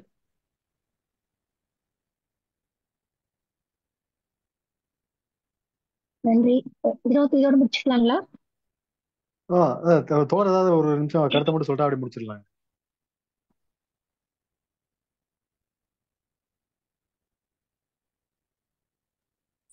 நன்றி தோழர், நன்றி நன்றி, மிக்க நன்றி தோழர். ஒரு நல்ல ஒரு நிகழ்வு. நிச்சயமா தான் நான் ஏற்கனவே சொன்னது மாதிரி நமக்கு செஞ்சா அதை திருப்பி அதை ஒரு நல்ல காரியங்களுக்கு செய்யணும் அப்படிங்கிற ஒரு மனநிலை எப்பயுமே இருக்கும். இலக்கிய அமைப்பை பொறுத்தளவுக்கு அதுதான். நம்ம சமீபத்துல இறந்த நம்மளுடைய டாட்டா மன்னிக்கணும், அவர் சொன்ன அந்த கருத்து நமக்கு பெரிய கருத்து. அதாவது நம்ம சாதிக்கணும் அப்படின்னு போனா தனியா போகணும், நம்மளுடைய சாதனை இன்னும் நிலைநிறுத்தணும் அப்படின்னா குழுவோட பயணிக்கணும் அப்படின்னு சொல்லுவாங்க. ஆக இந்த குழு ரொம்ப ஒரு வலிமை உள்ள குழு. அதனால நம்ம குழுவோடு போகும்பொழுது நம்ம எளிமையா சாதிக்க முடியும். தனியா போனா நம்ம அவ்வளவு தூரம் நம்ம இலக்கை அடைகிறது ரொம்ப சிரமம். அதனாலதான் தம்பி வினோ, நாகார்ஜுன் உள்ளிட்டவங்க எல்லாம் இன்னைக்கு ஒரு பெரிய அளவுல இன்னைக்கு அரசு விருதுகளா வாங்கி பெரிய அளவுல அவங்க சாதிச்சுக்கிட்டு இன்னைக்கு நிறைய இடங்கள்ல அவங்க வந்து மாவட்ட அளவுல பாராட்டப்படக்கூடிய நபராக இன்னைக்கு உயர்ந்திருக்காங்க. அது ரொம்ப ரொம்ப முக்கியம். இன்னைக்கு ஆட்சித்தலைவர், மாவட்ட ஆட்சியர் வந்து பாராட்டுற அளவுக்கு ஒவ்வொருத்தரும் தன்னை வளர்த்துக்கிட்டு இருக்காங்க. அது ரொம்ப ரொம்ப முக்கியம். என்னை பொறுத்த வரைக்கும் பொழுதுபோக்காக எதுவும் அமையக்கூடாது. நம்ம வாழ்வை மாற்றக்கூடிய ஒரு நாள் அமையணும் அப்படிங்கிறதுல நாங்க இந்த நேரத்தையும் உழைப்பையும் பணத்தையும் செலவழிக்கிறோம். அதே நேரத்துல இந்த அமைப்பு வந்து பாத்தீங்கன்னா புத்தகம் சார்ந்து, வாழ்வியல் சார்ந்து சாதனையாளர்களை எல்லாம், படைப்பாளர்களை எல்லாம் கொண்டாடணுங்கிறது ஒரு பெரிய ஒரு முன்னெடுப்பு. கண்டிப்பாக எல்லோருமே இங்க பாராட்டப்படுவோம், கொண்டாடப்படுவோம். சரிங்களா? அதே மாதிரி இதே மாதிரி நிறைய பேர்களை உருவாக்கணும் அப்படிங்கிறது என்னுடைய கருத்தா இருக்குது. வினோத் அவர்கள் வந்து நீண்ட காலம் நம்முடைய நண்பராக இருந்தாலும் அவருடைய எழுத்துக்களை நான் நிறைய மென்று அசை போட்டு குடித்து முடுங்கி இதை மாதிரி எழுதலாம் நான் முயற்சி பண்ணியிருக்கேன். இவர மாதிரி நம்ம எழுத முடியுமா அப்படின்லாம் அந்த மாதிரி முயற்சியும் பண்ணியிருக்கிறோம். இருந்தாலும் என்னை பொறுத்த வரைக்கும் அவர்களுக்குரிய நடைன்னு ஒண்ணு இருக்கு. அது வந்து சுட்டு போட்டாலும் மாறாது. அந்த மாதிரி இருக்கு. இருந்தாலும் தன்னை மாற்றி கொண்டவர்கள் நிறைய பேர் இருக்காங்க. நடைகளை மாற்றி கொண்டவர்கள் நிறைய பேர் இருக்காங்க. இப்ப நான் இருக்கிறேன்னா புதுக்கவிதையும் சிறப்பா எழுதுவோம். தம்பி கொஞ்சம் அமைதியா, புதுக்கவிதையும் எழுதுவோம், மரபு எழுதுவோம், குறும்பா எழுதுவோம், குக்கு எல்லாமே எழுதக்கூடிய அளவுக்கு, அதுவும் அபிஷியலா அது பாடங்களை கண்டென்ட்டை படிச்சு ஒரு ஒரு குறும்பாடு இருக்கணும்னா அந்த குறும்பா என்ன வடிவம்னு, அதுக்கான இலக்கணம் என்ன, அதுக்கான வாய்ப்பாடு என்ன அப்படி தெரிஞ்சு செய்யக்கூடிய மனநிலைக்கு வந்தாச்சு. அதனால கவிதையா பார்க்கணும். இன்னைக்கு அம்மா சொன்ன மாதிரி அழகப்பா பல்கலைக்கழகத்துலதான் முனைவர் பட்டம் செஞ்சுக்கிட்டு இருக்கேன். கவிதையில தான் செஞ்சுக்கிட்டு இருக்கேன். இந்த கவிதைக்கு எனக்கு செய்யுங்கன்னு ஆர்வப்படுத்தினது தோழர் பாபு சசிதரன் அவர். இந்த தலைப்பை எடுங்க, இவர் எடுத்தா நம்ம இன்னும் நிறைய பேசலாம் அப்படின்னு. அப்ப எனக்கு அதான் சொல்லலாம், எனக்கு வழிகாட்டியவர்கள் இருக்கும் பொழுது நிறைய பேருக்கு வழிகாட்டுங்கிற ஒரு மனநிலை எனக்கு உருவாகுது. தோழர் வினோத் செய்த மாதிரி நானும் நிறைய பேருக்கு செய்யணும் அப்படி எனக்கு செஞ்சிருக்காரு. நாளைக்கு நான் அவங்களுக்கு திருப்பி செய்யணும். இதுதான் அவர் எனக்கு செஞ்ச ஒரு அன்பின் வெளிப்பாடா இருக்கும். அதுதான். அதே மாதிரி நிறைய பண்றீங்க, தொடர்ந்து பண்ணுங்க. இந்த உலகம் மிகப்பெரிய உலகம். நாம வந்து ஏதோ நமக்கு ஒரு வாய்ப்பு கிடைச்சிருக்கு, நம்ம வந்து பயணிக்கிறோம். அதுதான் நமக்கு ரொம்ப ரொம்ப முக்கியம். பெரும் ஆளுமைகள்லாம் சொல்லுவாங்க, சிந்திப்பதை நிறுத்தி கொண்டார். கல்லறைகள் எழுதக்கூடிய வாசகம் சிந்திப்பதை நிறுத்தி கொண்டார் அப்படிதான் போடுவாங்க. நிறைய சாதிச்சிருப்பாங்க, இறுதியாக சிந்திப்பதை நிறுத்தி கொண்டார். அதுதான் கம்யூனிஸ்ட்வாதிகளுடைய ஒரு கொள்கையாக இருக்கும். எழுத்தாளருடைய இலக்கியவாதிகளின் கொள்கை அதுதான். சிந்திப்பதை நம்ம வந்து நிறுத்துவதற்கு முன்னாடி தொடர்ந்து நம்ம இயங்கிக் கொண்டே இருக்கும்போது தான் நிறைய சிந்திக்க முடியும். இந்த நிகழ்ச்சிக்காக நிறைய எனக்காக மெனக்கடல் செய்த தோழர் அவர்களுக்கு நான் இந்த இடத்துல நன்றி பாராட்டுகிறேன். 1 மாதம் 2 மாதங்களுக்கு முன்பே தகவல்களை வாங்கி திருத்தங்கள்லாம் செய்து வினிதா மோகன் மேடம் அவர்களுக்கும், இங்க இருக்கக்கூடிய கலை அம்மா அவர்களுக்கும், என்னிடம் வினாக்களையும் எனக்கு வாழ்த்துக்களையும் சொன்ன மாலதி அம்மா, நாகார்ஜுன், வினோ, டாக்டர் கீதா அம்மா, இன்னும் நிறைய பேர் சொன்னாங்க, ஸ்ரீதேவி அம்மா, அவர்களுக்கும் வாழ்த்துக்களை தெரிவித்துக் கொள்கின்றேன். நன்றியை சொல்ல கடமைப்பட்டிருக்கிறேன். இணைப்பின் வாயிலாக நிறைய பேர் பார்த்துக்கிட்டு இருக்காங்க, அவர்களுக்கும் நான் நன்றி பாராட்ட கடமைப்பட்டிருக்கேன். இதுதான் உலகம். செய்யும் பொழுது நிச்சயமாக நாம இன்னும் பல மடங்கு அதிகமாக செய்வோம், தொடர்ந்து செய்வோம், இயங்கிக்கிட்டே இருப்போம். அதுதான் என்னை பொறுத்த வரைக்கும். எவ்வளவு காலம் நம்ம ஓட முடியுமோ ஓடுவோம். அந்த வகையில் எனக்கு என்ன என்று ஓட வைத்த தோழர் வினோ அவர்களுக்கு நன்றி, மிக்க நன்றி. நன்றி தோழர், மிக்க நன்றி. நன்றி சார். அனைவருக்கும் என் இனிய மாலை வணக்கம். நம் வாருங்கள் படைப்போம் இயக்கத்தின் 207வது பங்களிப்பாக இன்று 3/6/2025 சிறப்பாக நடைபெற்ற இந்நிகழ்வில் கலந்து கொண்ட ஒவ்வொருவருக்கும் எங்கள் மனமார்ந்த நன்றியை தெரிவித்துக் கொள்கிறோம்.